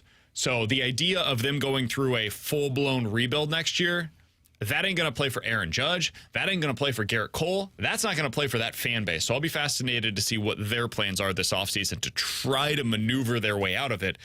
They just don't have a lot of flexibility. They don't have a lot of money to spend at this point because they've already spent it. And they don't have a lot of young position players or players in general, really, to get them any sort of upside trade. So they're a really interesting team this offseason. T-Bone, what do you got for us? More likely to happen, Cardinals lose 100 games this year, or the Blues have a top 10 pick again after next season? Cardinals lose 100 games this year, or the Blues have another top 10 pick? I think it's more likely, I mean, given how they've been playing, it's probably more likely that the Cardinals lose 100 games. But neither of these should be shocking to anybody. I think both of these are like 50-50 propositions. The Blues barely got a top 10 pick last year, and they were bad, and they full-blown sell. So I'm going to go with the Cardinals lose 100 games. Getting a top 10 pick in the NHL is kind of hard. I'm kind of with you because I think the Blues are going to be right in that playoff conversation. If you're right in the playoff conversation, you may not end up with a top 10 pick. Cardinals have to go 7-28. I don't even know where these games are. I'm not even looking at their schedule. Listen to who's left on the schedule, though, for the Cardinals. The Braves, the Orioles, 6 with the Phillies, 7 with the Brewers, 6 with the Reds. Oh, and though they are quote-unquote easy opponents, according to this thing I'm looking at for schedules, they've got another 6 games with the Padres still, and 3 more after today with the incredible Pirates. So I'm going to say more likely the Cardinals could lose 100 games than the Blues with a top 10 pick. The only quote-unquote easy team they play the rest of the way is Pittsburgh. Because I'm not counting San Diego as an easy out. At least they got some wins there. I mean, Snell is on the schedule next week, Monday night. I'm going to be watching that one closely. They have the starter name for Tuesday. I think I'm going on Tuesday. Lugo, and then Rich Hill is on Wednesday night, or Wednesday afternoon, rather. We know they're getting shut out by Rich Hill. So I would assume Snell's going 5. He's going to give up 1 earned run in that one. Rich Hill's going 7. He's giving up 1 earned run as well. Maybe you beat Lugo. So, yeah, probably not. It's not good. Well, and I'd actually be surprised if the Blues weren't better than last season. I said yesterday that I thought won the President's Trophy or something. Well, not quite that high. I said 4 more wins than last season. I think is likely for the Blues. So I don't see them being in the top 10 conversation. Plus, with the Cardinals, just continuing to finding ways to lose games. 100 losses doesn't seem too hard for them. Grant, do you have anything for us for more likely to happen? I'm going to try not to make this confusing. Okay. More likely to happen, Adam Wainwright not getting to 200 wins edition. Is it more likely that it's a result of him not pitching well or is a result of bad play around him? More likely that it's a result of him not pitching well. It's really hard for this guy to get through 5 innings right now, man. And I thought last night he actually was really good for the first 4 innings of that game. But we've seen now, once it goes awry for him and he's got to throw, T-Bone, you mentioned this before the show as well. when he's got to throw a bunch of pitches in any individual inning, he just loses it. It's really hard for him to be able to maintain his stuff in an inning that extends beyond what he's comfortable with. That makes sense. The guy is 41 years old. He's going to be 42 next week. It's really hard to pitch 20-plus pitches in an inning at 25. To do that at 42, good luck, dude. And so I think he just runs out of gas. And to try to get him through 5 innings is a chore right now. To get him beyond that is really difficult. I think it's more likely that it happens because he is not pitching particularly well, because for most of the season he hasn't pitched well. Yeah, I'm with you, and I think it could be a really good mixture of both. But if I had to pick one, I would definitely say it's because his stuff. You could tell last night, once he has to really push himself through an inning, he looks gassed. He looked gassed in the 5th inning last night, and that was the inning that snowballed on them. So I think it's going to be one of those to where if he can't somehow remain efficient and finish innings within 15 pitches, it's going to be tough for him to really extend himself and get to 200 wins and get through 5 innings. So I'd say it's more likely him pitching. All right, final thing here as we go through some more likely to happen. 314-399-9646 is the Air Comfort Service text line to get involved in the show.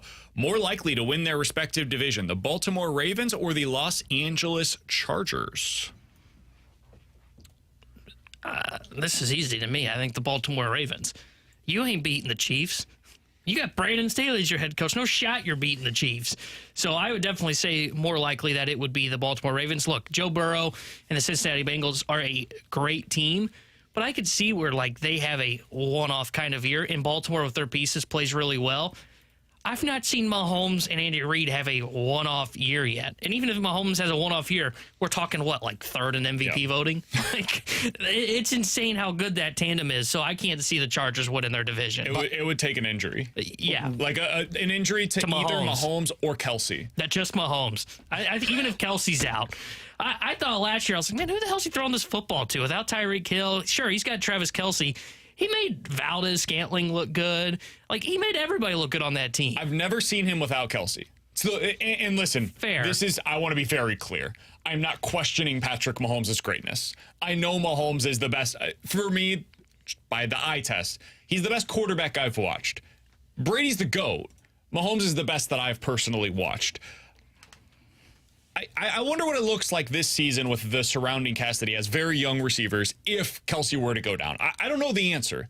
It might be fine. He may end up figuring out a way, and it's A-okay. But that would be the one question that I would have is you got a lot of young players around him. Could they win 12 games and the Chargers win 13? And that's the way that they win if Kelsey were to go down. Well, I was thinking Ravens here, too. And by the way, Joe Burrow, that injury that he had over the offseason, what's the status on that? Have you guys heard how he's been doing? He's going to be fine for week 1. That's still a little bit concerning going into the season. They do have a really difficult schedule this year. That is something to keep in mind as well. Down the stretch, Minnesota, Pittsburgh, Kansas City, Cleveland. I'd be curious to see what happens with the Bengals this year. I do think their defense could take a little bit of a step back. I still think they're amazing, though. I agree. I love Cincinnati. Just not betting against freaking Patrick Mahomes. That's fair. Coming up next, it's a good stance to take. The minor league strike zones this year, specifically in AAA, have completely changed the way that we need to evaluate some of these players that are coming up to the big leagues. We'll explain why coming up next here on 101 ESPN.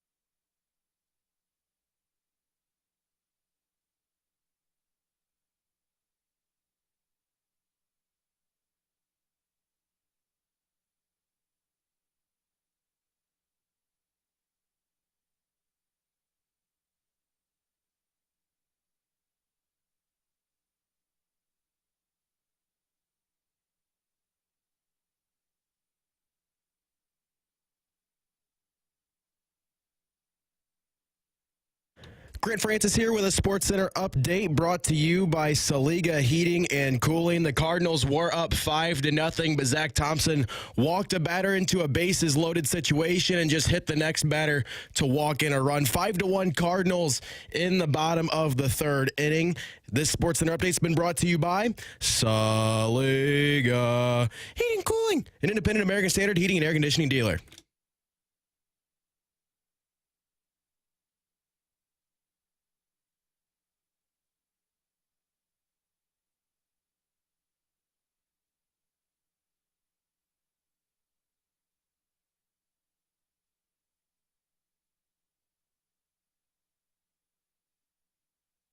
We're just trying to evaluate guys. I take ERAs and I take walk rates with a grain of salt, which is difficult because those are the two most telling basic stats if a pitcher is having a good year or not, the walk rate and the ERA.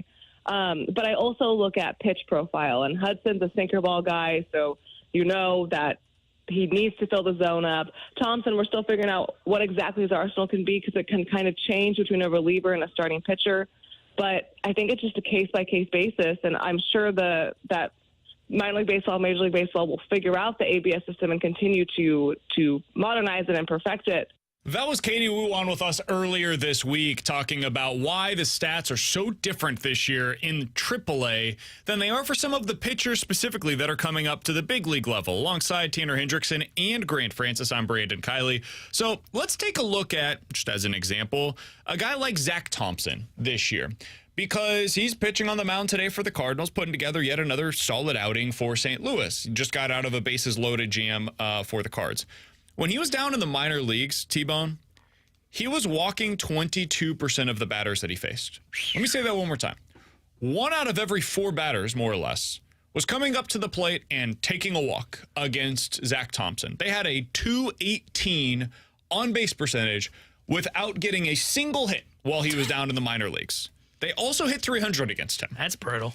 It's not what you want. The reason why I bring that up is because when he's been at the big league level this year, he's walking 9% of the batters that he faced. That shouldn't happen. It should be the opposite, right? You come up to the big league level, you've got hitters that are more selective. Why is it that when he goes down to AAA, he struggles the way that he has? There's got to be something that's changed, right? Well, there has been. This year down in AAA, and there's a really good piece earlier today from Jeff Jones of the Belleville News-Democrat on the strike zone that is being called down there. 3 days a week, they are going full automatic ball strikes. And the way that they have done the system this year down in AAA, it is a legitimately different strike zone at AAA than it is at the big league level. Instead of being called what we're used to, which is a slightly larger than the home plate zone in terms of the width, and going up to like your letters in terms of the strike zone, it goes up to the waist in AAA, which is basically middle when it comes to the big leagues. So those high four-seam fastballs that we've become so accustomed to, like think about what gives Nolan Gorman, for example, the most trouble. Those pitches are balls in AAA. Now think about Zach Thompson's arsenal. It's a high four-seam fastball and then the curveball off of it. That's his arsenal. So those fastballs that are going in for strikes here that he's getting swings and misses on, they are balls down in the minor leagues, so guys just aren't swinging at it. They're sitting on the curveball and then bam, gone. So if you're looking at some of these pitchers that are in the Cardinal system right now, for some it matters more than others, but for a guy like Zach Thompson, I told Alex a couple of weeks ago, and I should apologize to the man. I won't do it, but I should. I'd say text somebody may not respond. I told him, why should we expect Zach Thompson to be capable of being a starter when they tried to get him to do that down in AAA, and he failed spectacularly? What I did not take enough into account at that point was he's basically playing a different sport. The rules changed on him. It's like if you were doing like a create your own adventure or choose your own adventure book, and it's like completely different the first time that you do it than the second time. That's what AAA is right now as a pitcher compared to the big leagues. So I think the big leagues might be more suitable to the way that Zach Thompson is trying to pitch. I also think this makes it damn near impossible to evaluate talent at AAA right now and adjust what you think they're going to be able to do at the big league level. That's why I think a guy like Guillermo Zuniga, get him up. Well, let's see what he looks like with this strike zone with these rules.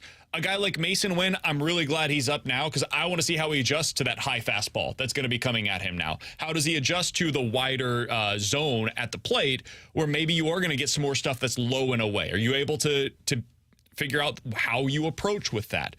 This is going to be something that Major League Baseball teams have to cope with. And if you look at the stats this year down in AAA, dude, pitchers are struggling. Every pitching prospect in every system, for the most part, that goes down to AAA has these bloated numbers. And you were talking about this in the PCL. It seems like the average ERA is like a 6.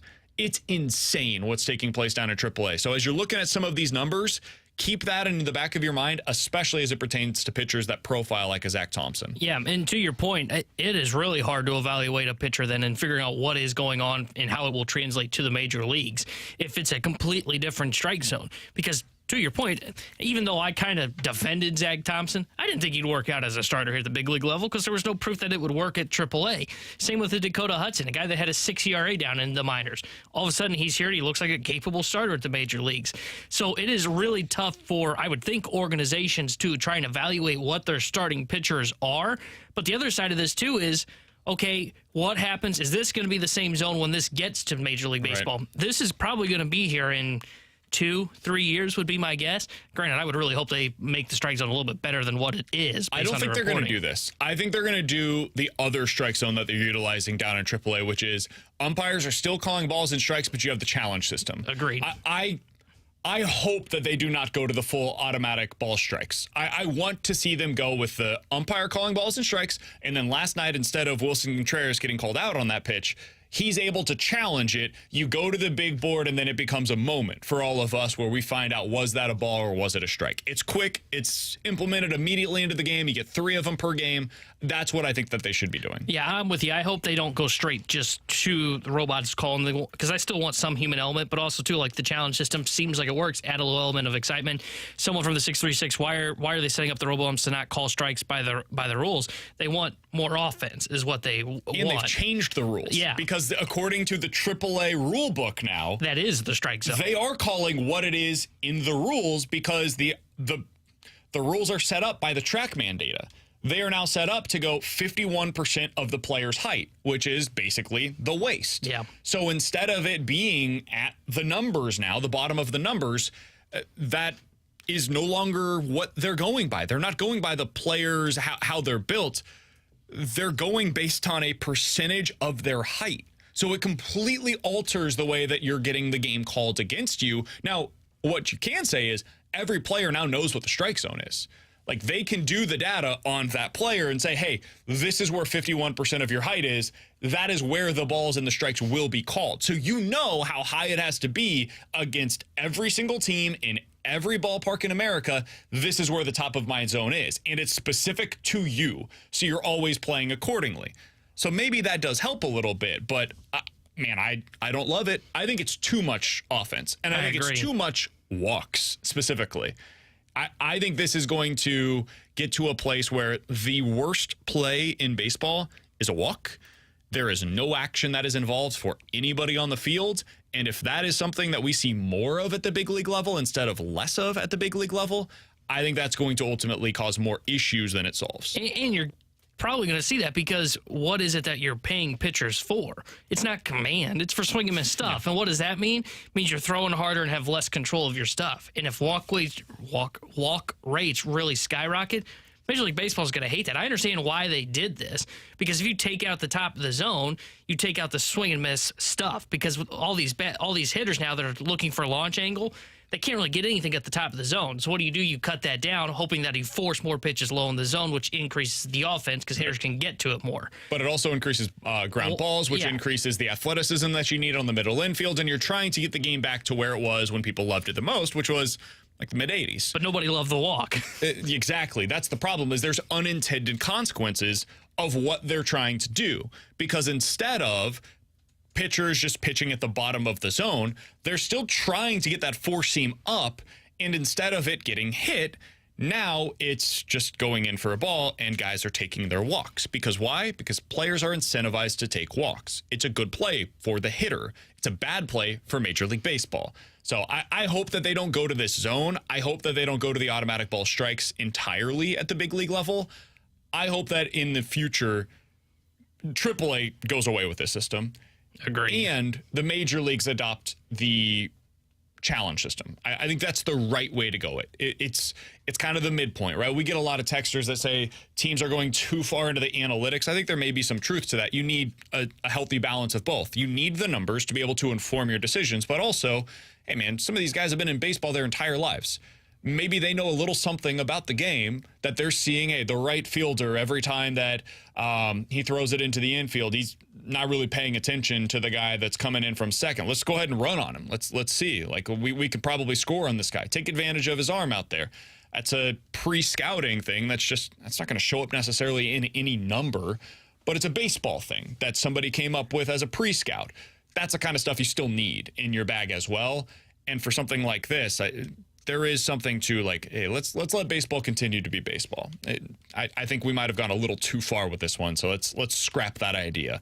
Keep going out there and getting some of these experiments into the game, but when they don't work, be willing to adjust accordingly. Don't be too married to any of these things that you're trying to accomplish at AAA. All right, coming up in about 15 minutes or so, there's one pitcher on the Cardinals roster that I just can't quite figure out what's going on with them. I'll tell you who that is coming up at the top of the hour, but coming up next, I've got a question for all of you that text with your dads. We'll get into it with the Junk Drawer here on 101 ESPN.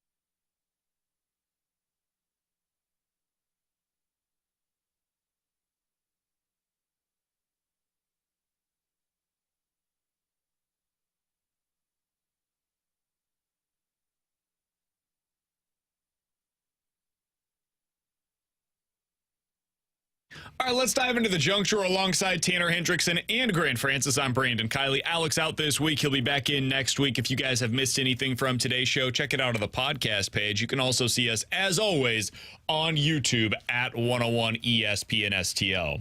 So, guys, I think there's something that happens when not only people turn into dads, but about 20 years after, around the time when you maybe are starting to have some grandchildren, where maybe it's a generational thing, honestly, with just when you came into a cell phone.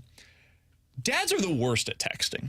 I don't know how or why this happened, but dads are the worst. They're typically one-word answers. Like, you get in and you text your dad and you tell him all about something, and the response is typically sure, or yes, or okay. Just O and K. T-Bone, do you have somebody in your life that is that way? Is it your dad? It's not my dad. My uncle is that way. My grandparents are that way too. Where it's just one word. Do you have somebody in your life that no matter what you send, you could say, I just had my firstborn, and he's 7 pounds, 4 ounces. It's baby Andrew. And that response would be, cool. Like, you know, T-Bone, you know who it is, and it's your uncle. For me, it's my father-in-law. Who is the guy or the person in your life that texts that way? My dad can be like that at times. He's usually not like one-word answers, though. What he does a lot is he'll text me, call me. No explanation, just call me. That's the worst. If I wanted to call you, I'd call you. I know. I don't want Another that. thing my dad does is before every single text. You also assume the worst. If I get a text from anybody that says call me, I'm assuming they're in the hospital or somebody that I love is in the hospital. And then I'll see him like 10 minutes later at home. I'm like, why didn't you just wait? Like, you didn't need to tell me that right there. But another thing he does when texting is he'll always start the text with Grant. Like, you don't need to pre-state my name. My favorite is when it's signed on a text message. So, like, they'll send Grant dash the body of the text and then dad. It's the best. It's like sending an email. It's like, Dad, I know, man. Like, your number is in my phone. See, it says right here. It says right here, Dad. It pops up that my dad just texted me. I'm aware that this is coming from you, Dad. I will say I don't send like one-word responses, but I am very bad about texting back. Really? I am so like I will get a text and I'll be doing something. I'll be like, okay, I'll respond to that later, and then it'll be 2 days later and be like, oh, I never responded to that. I typically go with an emoji if it's like one of those words like, hey, the conversation's done. I just need to know you got the text. Sure. Instead of like, okay, sure. It typically just said like the thumbs up emoji. Absolutely. Or you just like how like they the announce message. you like the message, something like that. Somebody on the text line said one of my favorite things is that my dad never uses punctuation, so I can't tell if they're making a statement, asking a question, or generally unhappy. This is the other thing with texting sometimes is there will be times I've got a buddy, his name's Jeff, the worst texter you've ever met. No punctuation. You never know if he's like pissed off or happy or somewhere in between. There's just like a cool, yeah, sure, It's like, dude, are we good? Like, are we in a bad place right now? Did our friendship end up on the rocks and I wasn't familiar with what took place? Some people that you text are just the absolute worst. Somebody on the text line, though, says, grown men just don't need the fluff and the BS. Get to the point and get out of the conversation. Hey, I respect that. The thing that I find more frustrating is that it's not so much the one-word answers like that I can get by. Sure. It's more the one taking a long time to answer a text when I know you've got your phone on you. I have that all the time where I'll text my uncle, Grant, for example. BK now that he has a kid. BK now he has a kid. You're not bad. Like, I'll text my uncle. It'll take 24 hours before I get a response sometime. I'm like, dude, I know you got your phone on you. I've been to your house. I know the phone is with you, and it takes 24 hours to respond. Or the one where I would rather have the one-word answer where it is sure or okay, rather than an answer where I go, what the? You didn't answer the question. You basically answered my question with another question, and now we're in an awkward spot in our text chain. That's the worst. See, like, at least you have an excuse if you don't text back immediately because you just had a kid. Like, sure. Alex has 2 kids. I have no excuse. Like I feel like every time I do that and I have to like reach out to my friend after, I need to send like a press release stating like, I'm sorry, I'm terrible. This is my public Signed, apology. Grant. Yeah. It starts out by saying, "Dear all of those affected," the body of the message. I'm sorry. It's so Signed, bad. Grant. Your friend, Grant. For Tanner Hendrickson and Grant Francis, I'm Brandon Kiley. Moral of the story, dads are the best and the worst at the same time when it comes to texting. I think it might be a generational thing. It might just be a personality thing. But I saw something on this the other day, and I was like, yeah, everybody has somebody in their life that they immediately think of when they think, oh, one-word text, no punctuation, never really sure if they're mad or not, and the signing their name at the end of a text message. Is that what your dad does? Is that who you thought of? So my dad is like the over-texter, where it is like a extended book of here's what I did today. He goes way too far. My father-in-law, I'll bring this up. I texted him. We got free tickets last year to the Cardinals game, the weekend of the Hall of Fame announcement. So Matt Holliday's going in. I texted him. I'm like, hey, wife's out of town for the weekend. I said, would you want to go, right? Invited him to the game. He said, sure. Okay, cool. I can't tell if that means you actually want to go or not, but we'll go. So I tell him kind of what time we're gonna be there. We got sweet tickets. So I'm like, hey, explaining all of this to him. His response was, okay. That's it. Just okay. No period. Not even okay. Well, just okay. So he's the one that I think of whenever I go down this route. He does have a little bit, like when we would text any updates about Luka, he gets excited about stuff like that. But that's pretty much it. See, the best thing to do if you have like a long thing you want to type out, like a long text, best thing to do, I think, is just call like, me. Well, no, is like do one of the voice texts. Like, sure. That could be worse. I'm not talking about like voice to text. It's like sending voice memos back and forth. Saying. Yes, that's what I meant. At that point, just call. Yeah. If you're sending me a voice to text, dude, just pick up the phone. I'm with PK, and I avoid all that. But it gives me time also, like, to think about a response if I want to. I'm with PK, and I avoid calls. Ryder, our executive producer, knows this. There are times I just send him to voicemail. I know what he's calling about. I'll just text him 5 minutes later, and Ryder knows that. See, I actually like the voice memo text. Really? Yeah, I do.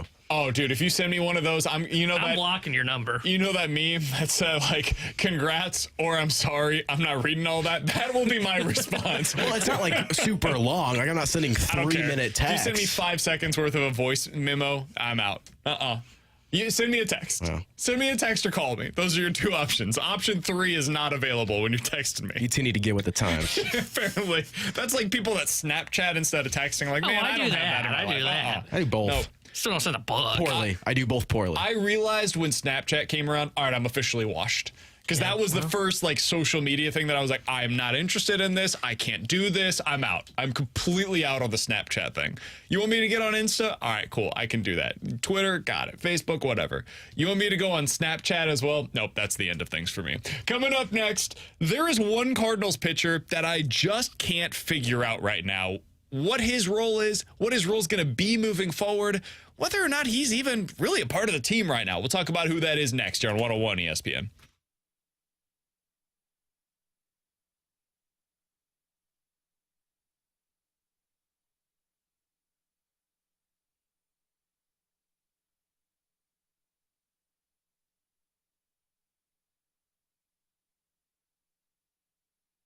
Hey, it's BK. Do you remember that childhood piggy bank that you had? The satisfaction that you were able to feel when you finally reaped the rewards of all of your diligent savings? Well, with Truehold, you can access the biggest piggy bank you've ever had. I'm talking about your home's equity, and you can start enjoying the retirement that you plan for right now, and you don't even have to move. Here's how you do it. Truehold will buy your home for its best current value while it remains high, and you get to bank all the cash now while you continue living in your home for as long as you'd like. Plus, Truehold will cover all the property taxes, insurance repairs, and even the maintenance. And since they pay your home's current value in cash, that money is yours to do whatever you'd like with. So start enjoying your home's equity while it remains high by visiting Truehold.com, and you'll discover how much they'll buy your home for today based on its best current value.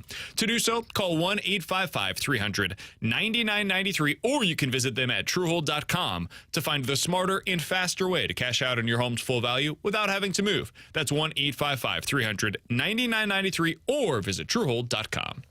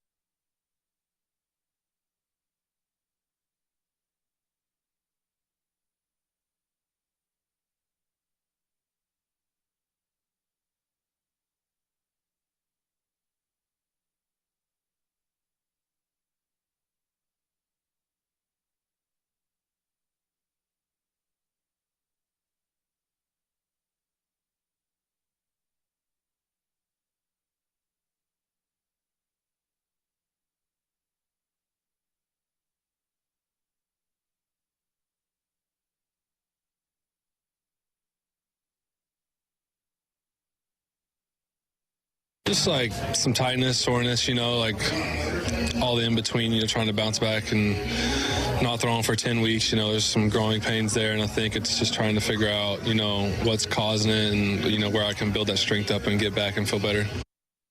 That was Ryan Helsley discussing his rehab assignment and why it is stalled on Bally Sports Midwest. Tanner Hendrickson alongside Brandon Kiley and Grant Francis. And VK, I was just telling the audience about what Ryan Helsley had to say about why his rehab stalled. His arm's bothering him again. So I don't know what to make of Ryan Helsley.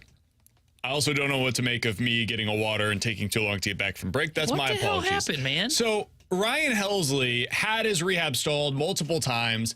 And yesterday they said, okay, it looks like Ryan Helsley is going to be able to go back on yet another rehab stint. T-Bone, I don't know what to do with him, honestly, because at this point they have checked his flexor tendon and the UCL multiple different times. He's been out since June 10th. We are now at August 23rd. This has been 2.5 months of Ryan Helsley attempting to come back from the forearm strain that he's been dealing with. Now, I will say this. From Ryan Helsley's perspective, I understand why he's being super cautious. If you think about it through his perspective, a couple of years ago, he had a similar kind of an issue, came back from it too quickly, and it ended up becoming an even bigger issue as a result of that. So I understand why he wants to be cautious. But, T-Bone, you made a great comparison earlier today in the office before we came on the air. You're watching the Netflix documentary Quarterback, right? And on it, you see Kirk Cousins going through most of the season last year with an injury that wasn't really disclosed during the regular season. Vikings probably should be in trouble for this, but whatever. He had rib issues all year long. And there were some games where he could barely breathe because of how incredibly painful this was. But he figured out a way to grit through it, right? And this is in a high contact sport where he's getting crushed in every single game. So afterwards, he knows he's going to feel like crap, but he's going out there to compete with his teammates. Now, right now, the Cardinals are out of it, whatever. Like, this is not the time when you try to push through an injury. But if they're telling you multiple times, hey, you're fine, there's nothing here, there is no issues structurally or anything like that, I do wonder what the future holds for Ryan Helsley with this team, because I don't know if they can trust him to be on the field regularly. And if that's the way that you're constructing your bullpen is with him at the back of it, I think you're going to have to go into the season acknowledging, hey, there's a real chance that we don't have Ryan Helsley for half of the season this year. And that's a really hard thing to piece together around a guy that you think can be your closer, but you're never totally sure when he's going to be there. Yeah, and I think that's why you saw them try and move him this offseason for a catcher. Remember, he was connected in the Danny Jansen trade rumors when the Cardinals were searching for a catcher, is because I think when you have Helsley on your roster, you have to plan on him not being here for a certain percentage of games. And that is tough to do with the bullpen. And look, if he had gone and gotten tests, which he just did, and nothing came back, at least from what the Cardinals are saying, and something was there and they said, okay, now, this makes sense. It is time to shut down again and slow this down. Then I get it, because with the Kirk Cousins things that you mentioned that I saw in the Quarterback documentary, you could tell, like, if he said, hey, something's wrong because I can't breathe or I think I've got a broken rib, it makes sense because the Vikings know he's hurt. With Helsley, it's, hey, my elbow hurts. Well, then the Cardinals look at it and they say, well, it shouldn't be hurting. There's nothing there that says this is a injury. This is general soreness. You need to pitch through that if you're going to be a guy for us that we can count on. And he's unwilling to do that, it screams Tyler O'Neill 2.0. Tyler O'Neill had a back injury for, I don't even remember how long he was out. And the Cardinals kept saying, yeah, he's getting testing done. There's nothing there, though. Well, okay, well, that is hurt compared to being injured. And if you're going to be that as a guy that you're going to count on out of your bullpen, if he's not going to pitch when he's hurt compared to being injured, and again, I'm not saying you pitch if you're injured, but if you're dealing with general soreness, that's going to happen. You can't count on Ryan Helsley. Ryan Helsley has shown the Cardinals that he cannot be counted upon to be the guy that they bank on as their closer next year going into 2024. It's just hard for me to watch what Brendan Donovan did this year and then compare it to some of these other things that we're seeing and not try to say, like, man, that's the guy that you want to compete with. Like, I'll go to bat with Brendan Donovan on my team every day of the week. I want that guy to be a part of the culture of the St. Louis Cardinals in 2024. I want Nolan Arenado, who's going out there every day, even when his back's on fire earlier in the season, and we're sitting there saying, hey, why is his defense taking a step back? Why does he look like the same player? The answer was probably because he was hurt. He was playing through something. It was bothering him. He has admitted publicly now, like, hey, I took some days off when it came to grounders. I got dead arm as a result of that when I tried to really kind of ramp up what I was doing with my arm. It took me a little while to get back to being who I am. Fair. He was a below average defender in the first half of the season, and since like early July, he's been one of the best third basemen in baseball once again when it comes to what he's doing defensively. I'll take that dude on my team as well. You know who else I'll throw into this category? And he hasn't had a good season offensively. But Dylan Carlson deserves a lot of credit for trying to battle through what was very clearly a frustrating ankle injury for him this year. He had a high ankle sprain. He tries playing through it. It's still bothering him a little bit, but he says, you know what? This is a big year for me. I got to find a way to battle through this thing. It went poorly. It didn't go as well for Carlson as it did for like a Brendan Donovan, for example, who became one of the better hitters in the sport whenever he was playing through that elbow injury because he couldn't throw, and now he has to have surgery. Well, at least he was willing to go out there for his team. That's something that I can't always say about Tyler O'Neill. I can't always say that about a Ryan Helsley. And it's hard to have these conversations because it sounds like I'm calling these guys soft, and I promise you I'm not. But when you're inside of that clubhouse and you're going through it the way that Arenado was, or you're going through it the way that Donovan does, if you're looking around the room and you don't feel like everybody else is giving as much to the team as you are, they're not willing to sacrifice for the team the way that you are, that does start to creep into the back of your mind where you're like, man, this isn't going to work. Yeah. And especially if you're on the coaching staff as well, you got to look at it and say, are my guys fully invested? Are they willing to give everything that is necessary for us to be able to win? Because winning is hard at this level. So I think a guy like Ryan Helsley, you got to take a look at that. Does he need to be shipped off this offseason? A guy like Tyler O'Neill, not only do you take a look at it, he just needs to be shipped off after the season. You've got to start remaking what this club's going to look like. You got to start getting this identity more into the Brendan Donovans and less into the Tyler O'Neills. And from the 618, you're comparing a flamethrower reliever to a position player, apples and oranges. I somewhat agree with that because you are a little bit more cautious when a reliever or a pitcher is dealing with some sort of soreness. But is Ryan Helsley the guy that's going to take the ball 3 days in a row like Jordan Hicks did when this team was when they were trying to avoid becoming sellers? Yeah. I don't think he would. I really don't. He did not pitch in a lot of back-to-backs last year. They are very cautious with him. And I think that is partly, not just the team, but also partly on Ryan Helsley. Is he a guy that's taking the ball 3 days in a row? I don't think he is. And I bet Hicks was sore when he was doing that. He didn't ever publicly say that. But throwing 3 days in a row at 102 miles an hour, throwing 15-plus pitches 3 days in a row, yeah, I bet Jordan Hicks was sore. But he said, give me the ball, coach, because I want to win this series for us. I want to shut the door down, and I want to try and keep us in contention. I don't think Ryan Helsley would do that. He hasn't shown that kind of instinct to do that yet. And think about what happened in Milwaukee. When you think to what they did at last year's trade deadline, yes, it imploded their season. We all know what the story was at the end of last year. But part of why they decided to move on from one of the best relievers in baseball was for the reason that we're talking about right now. Yep. Because you need dudes that are willing to take the ball. And he said, hey, I'm not doing the 3 days in a row. I don't even like doing back-to-backs. Like I need a clean inning. Like, I need specific criteria for when I'm willing to pitch. That makes things really difficult for you as a manager. And you put up with it for a while, but when that guy starts making real money and when you start having to count on him even more and more and more, it sometimes is better to go with something different. And for the Cardinals right now, what they need is something different. They need to go out there and be able to find guys that can go out there every single day when they need to take the ball and take it. Chris Stratton, that dude would take the ball every single day. That is what you're missing in this bullpen right now, and it's something they've got to find going into next year. Coming up next, I've maybe never been more wrong than I was about this particular team and the way that they approached the deadline. T-Bone's going to take his victory lap coming up next here on 101 ESPN.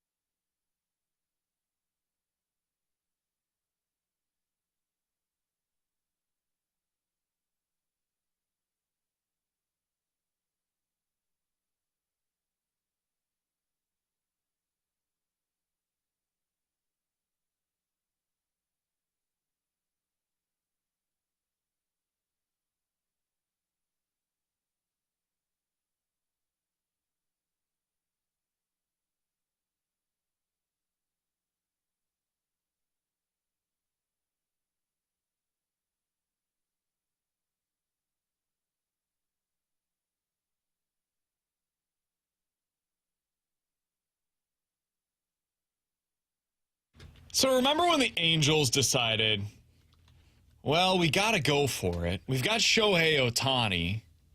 We're still kind of in it. Mike Trout's going to come back at some point. Let's see what we can do here. Alongside Tanner Hendrickson and Grant Francis, I'm Brandon Kiley. July 31st, they're 56-51. The odds of them making it to the playoffs at that point were like 15%. So it was pretty narrow. The margin for error there was very thin. But they decided, you know what, bleep it. Let's go for it. Because we already have committed ourselves to Shohei Ohtani. We're going to suck next year either way. Let's see if we can make it to the playoffs, and maybe that'll convince Shohei, you know what, you could do what you want to do with the Dodgers. You can just do that right here in Anaheim. You don't even have to change jerseys this offseason. We'll give you the $50 million. Well, it's gone about as poorly as anybody could have possibly anticipated.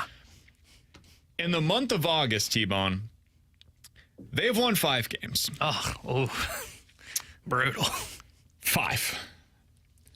They lost a series against Atlanta, got swept against Seattle, lost 2 out of 3 against Houston, lost 2 out of 3 against Texas, and then lost 2 out of 3 against Tampa, and then yesterday lost in a walk-off against the Cincinnati Reds. The moves have not worked. Mike Trout made his return yesterday. I don't think that's going to be enough for them. This is going to be... We're going to look back on this and say it's one of the worst situations that a team put themselves in post-trade deadline in recent memory. T-Bone, I loved it at the time. I still think it was the right call, even though it's gone horribly, horribly bad for them. You were on the opposite side from the moment that they decided to go this direction. How are you feeling about it today as you're watching them just completely fall apart in front of us? It feels good to be right, you know? It really does. Because it made no sense at the deadline. I know they were just 3 back, but you just read off their playoff percentage, 15%.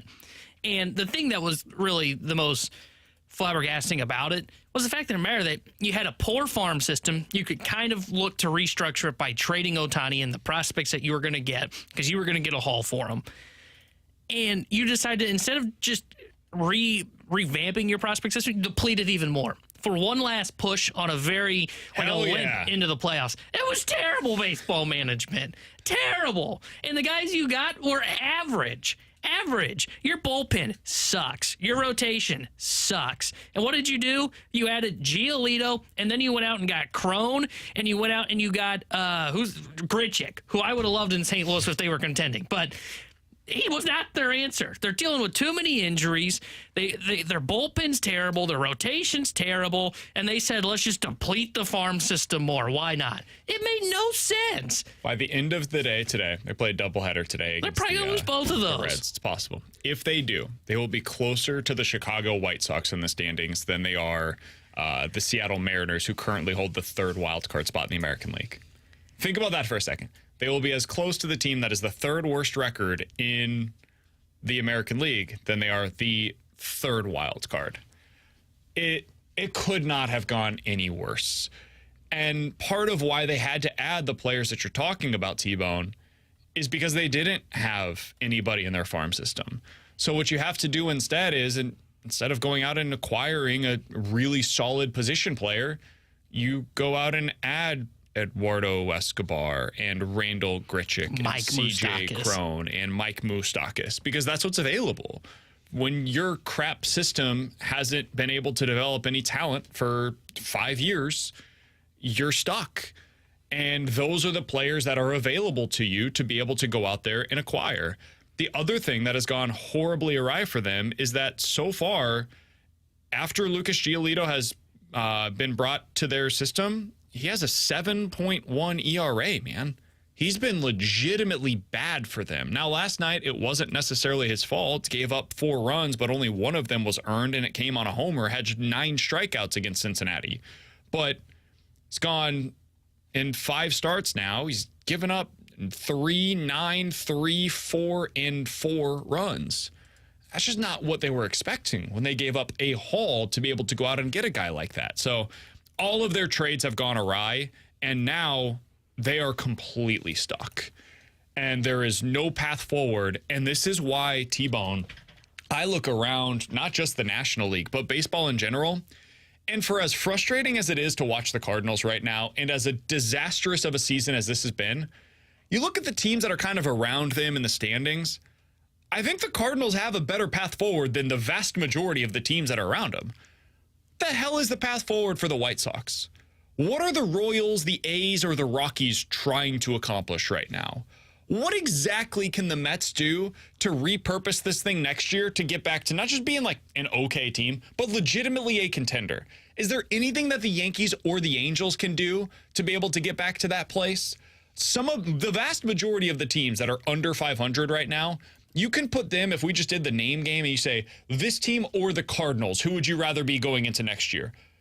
I think the Cardinals are better than, or at least better situated than almost all of them. Do you want to do this real quick? Teams that are under 500, would you rather be that team going into this offseason or the Cardinals when the goal in mind is to make the playoffs in 2024, right?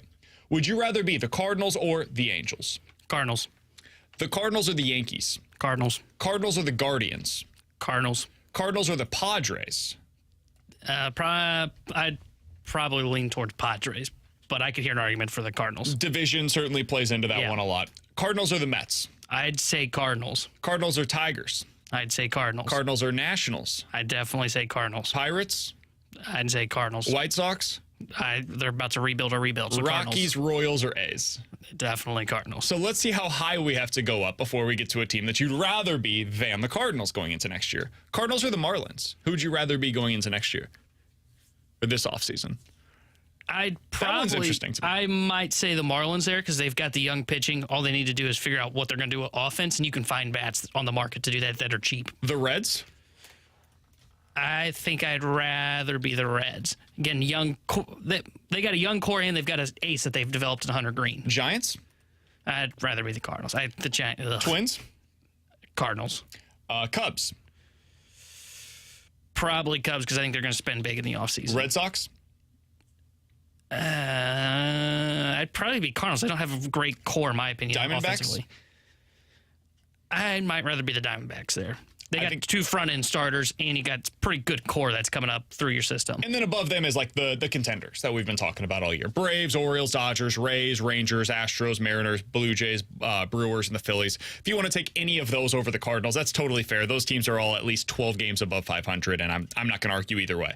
So really, among the teams that are 10 games above 500 or below, the Marlins, the Reds, the Cubs, and the Diamondbacks, those are the teams that are in the conversation with the Cardinals as you would take them over the Cardinals.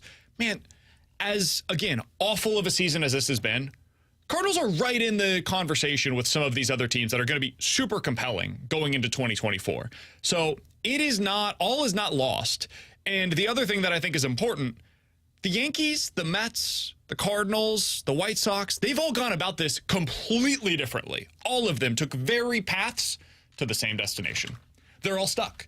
Or they're all in, right now, non-contending status. The Yankees paid the big money. They went out and they made the big trade for Giancarlo Stanton. They paid two aces to be at the front end of their rotation with Garrett Cole and Rodon.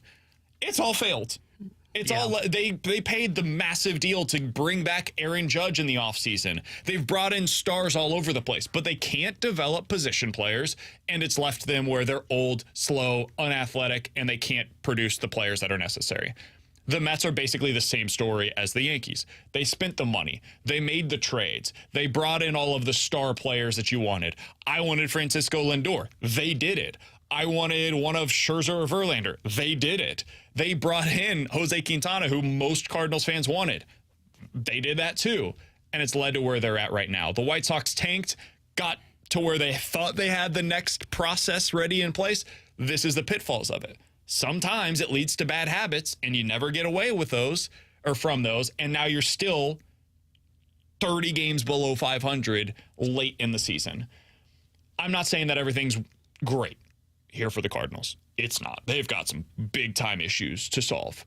But the Cardinals' issues are more solvable than the vast majority of the other teams that are in their position right now. And unlike some teams in this position, the reason I'm so high in the Cardinals is you have that young core that's developed position player-wise. Absolutely. And it's not just one player. Like, you look at, like, the Royals, for example. Yeah, you got Bobby Witt. Then what do you got? Like, that's the one position player in your core.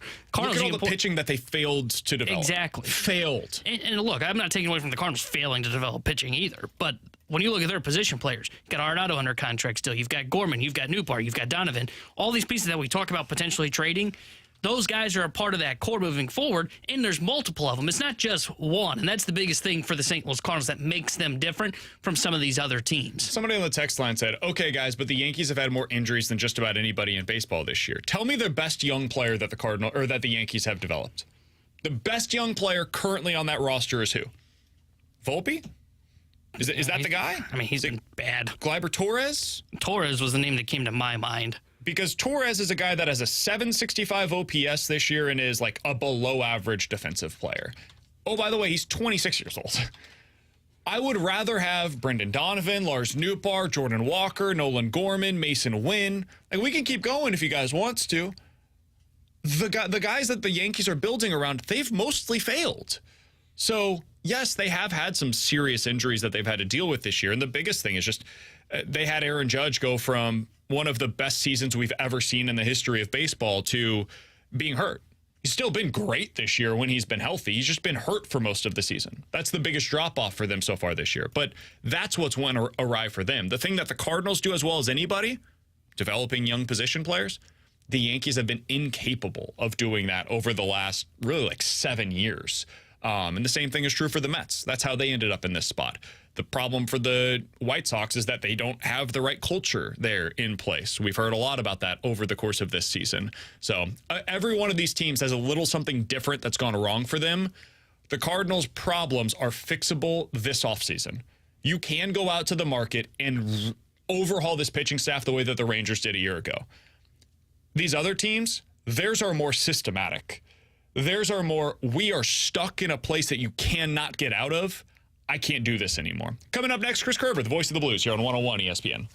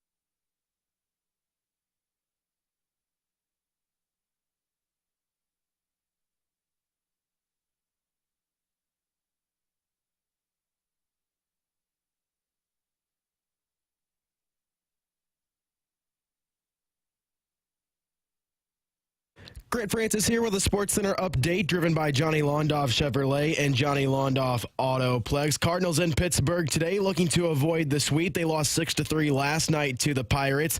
Today, top of the sixth inning, Cardinals up 5-2. They just entered a rain delay out in Pittsburgh, but the Cardinals on top 5-2. Paul Goldschmidt 2 for 2 on the day. Nolan Arenado 2 for 3. Richie Palacios 3 for 3 on the day. And Zach Thompson is through 5 innings, 6 hits, 5 strikeouts, 1 walk, and 2 runs allowed. I'm Grant Francis. This SportsCenter update's been driven by Johnny Londoff. Find your roads and shop 24/7 at londoff.com and londoffautoplex.com. Are you kidding me?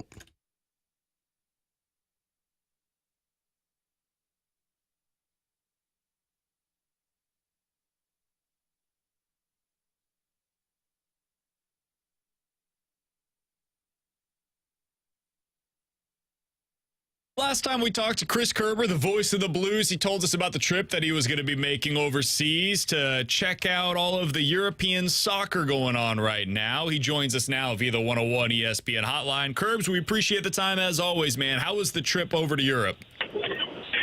BK, was awesome in every way. Like what a great experience. We sat in the cottage at Craven Cottage to watch Tim Riemann Fulham, and Tim ended up with a 2 yellow-red card early in the second half, and then but got to experience that in an amazing way. And then the next day, we caught Chelsea and West Ham at London Stadium, and it was just just another level of experience on everything. So great sports weekend to kind of learn about horse racing in England and Premier League soccer atmosphere. Pretty amazing. Biggest question that I would have, Kerbs, is what was the difference between watching a sporting event in person in Europe compared to what you typically expect at one here? Not necessarily better or worse, but just what was different for you?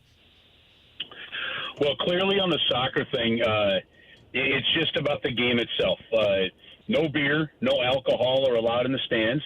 You can drink them on the concourse, so everybody rushes to the stands during halftime, and then they pound them as many as they can.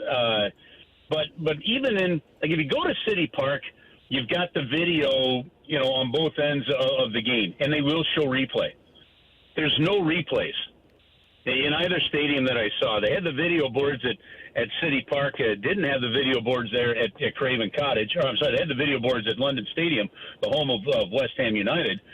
But it is truly an event. Like all the bells and whistles and everything else that goes around it that we've gotten used to here in North American sports, that doesn't seem to really exist. At least not in the 2 venues that we went to, or frankly, even in the horse racing that we went to at Epsom Downs. So that is the one takeaway, that every sporting event we went to over these 4 days was a big difference in what we're used to over here.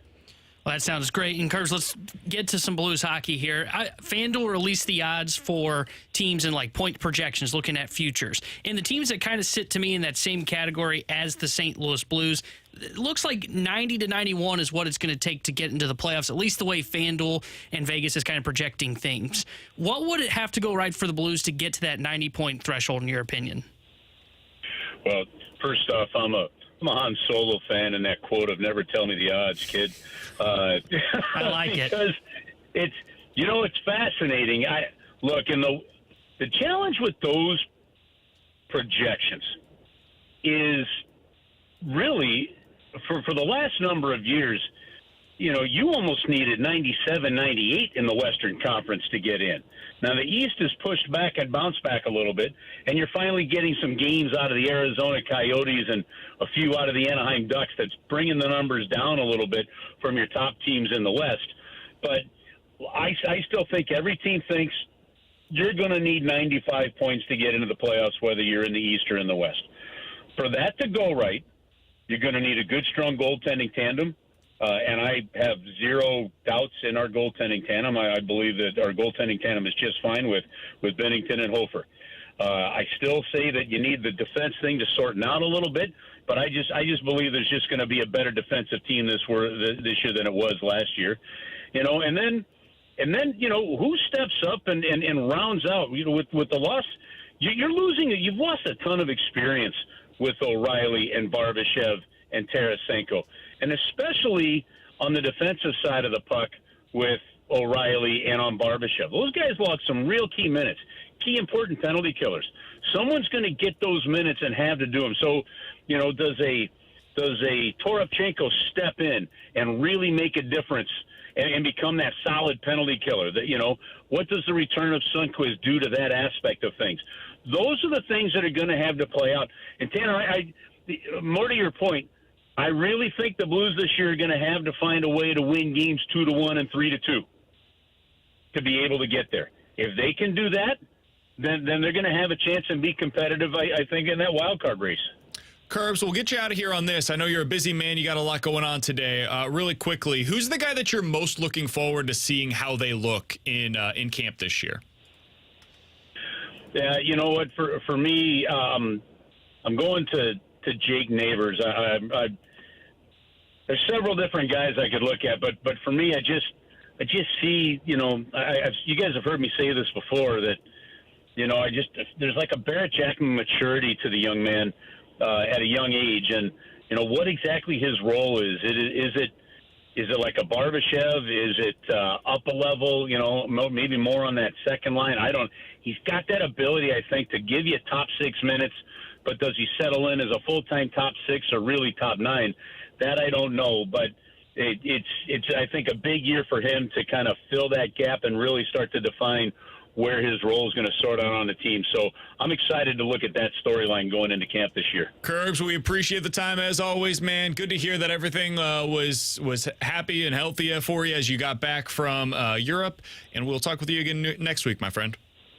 All right, guys. Have an awesome week. Absolutely. That's Chris Kerber, voice of the Blues here on 101 ESPN. That trip that he took is something that before I die, that's on the bucket list. Doing something like that, going overseas. A little bit of news in the NFL. This is interesting, T-Bone. I don't think I can ever recall a team getting less criticism, because it's kind of worked out for him, honestly, about completely blundering a top 3 pick that they traded up for and traded significant assets for than the 49ers with Trey Lance. It was just announced that the 49ers are naming Sam Darnold the number 2 quarterback, and that the team is, quote, exploring its options, end quote, with Trey Lance. That's according to NFL.com's Tom Pelissero. Trey Lance might be, I'm trying to think of recent memory, like a bigger bust at the quarterback position in the top 3. It's him, it's Baker, Darnold you could look at. Yeah. Like, there are some big-time misses in the top 3 of recent NFL drafts. RG3 in that? Lance, though, no, because that was injury-related. Lance never really played. I guess you could argue maybe with him it's a little bit injury-related, but now it's not. Now you were passed by Sam Darnold. That's rough, dude. Year, 3 for him in the NFL, and he's getting passed by Sam Darnold, who we saw last year lose his job in Carolina to Baker Mayfield for part of the season. That's, buddy. That is an all-time blunder right there. Yeah, I can't think of any other top blunders like that pop into my head, but man, hey, and his one start that he did have was in terrible conditions in Chicago, so you weren't really able to judge him off of that, but that tells you what he's looked like in camp and the preseason, to where San Francisco's like, yeah, we've got to go to Sam Darnold, and we're just going to have to look and see if we can move Trey Lance. I'm curious to know if there's any market for him, because someone that gets drafted number 3 overall, some teams will look at that and say, well, that is a top-end potential talent at quarterback. But if he's getting surpassed by Sam Darnold, Washington should trade for him. And Mr. Irrelevant and Brock Purdy, Washington would make sense. Washington should trade for him. I mean, BK, you're big on Sam Howell. Yeah, okay. You should give up nothing for him. Don't get me wrong. 7th round pick. Yeah, like a conditional late round pick. If he starts a bunch of games for you this year, maybe it can become like a 3rd, right? I would do it if I'm Washington. Teams that have no hope at the position right now, those are the teams that should be looking at something like this. Like, if I'm New Orleans, I would trade for him, put him behind Derek Carr, and let's see what we can get out of him in a few years. Atlanta, I would consider it. Hey, Arizona. Sure. Yeah, behind Kyler, see what it looks like. I mean, you're going to have time to play him. One of those types of the Buccaneers should be the team that absolutely considers doing something like this. Like, if you have no hope at the position right now and you've got the ability to acquire this guy that sucks, apparently, and that the 49ers are willing to give up on after giving up a ton of draft capital to be able to acquire him, the expectation should be that he never plays for you in any meaningful way. But he's a former top 3 pick. And as recently as a couple of years ago, we were all talking about it like, man, just imagine what this guy could be if it works out for him in the NFL. So I would give it a shot if I'm one of those like 5 teams or so that doesn't have a whole lot going on at the quarterback position. It's really amazing, and it speaks to their team building that they were able to overcome this. They're a legitimate championship contender this year, despite the fact that they whiffed that badly at the quarterback position. And it wasn't like they had that number 3 pick. They traded up for that pick. Yeah. Which is incredible to think about. Think about what they could have had with that selection. It's wild. With Tanner Hendrickson and Grant Francis, I'm Brandon Kiley. We'll give you a chance to win a pair of lawn tickets to see Shinedown coming up next, and we'll hit the rewind for you here on 101 ESPN.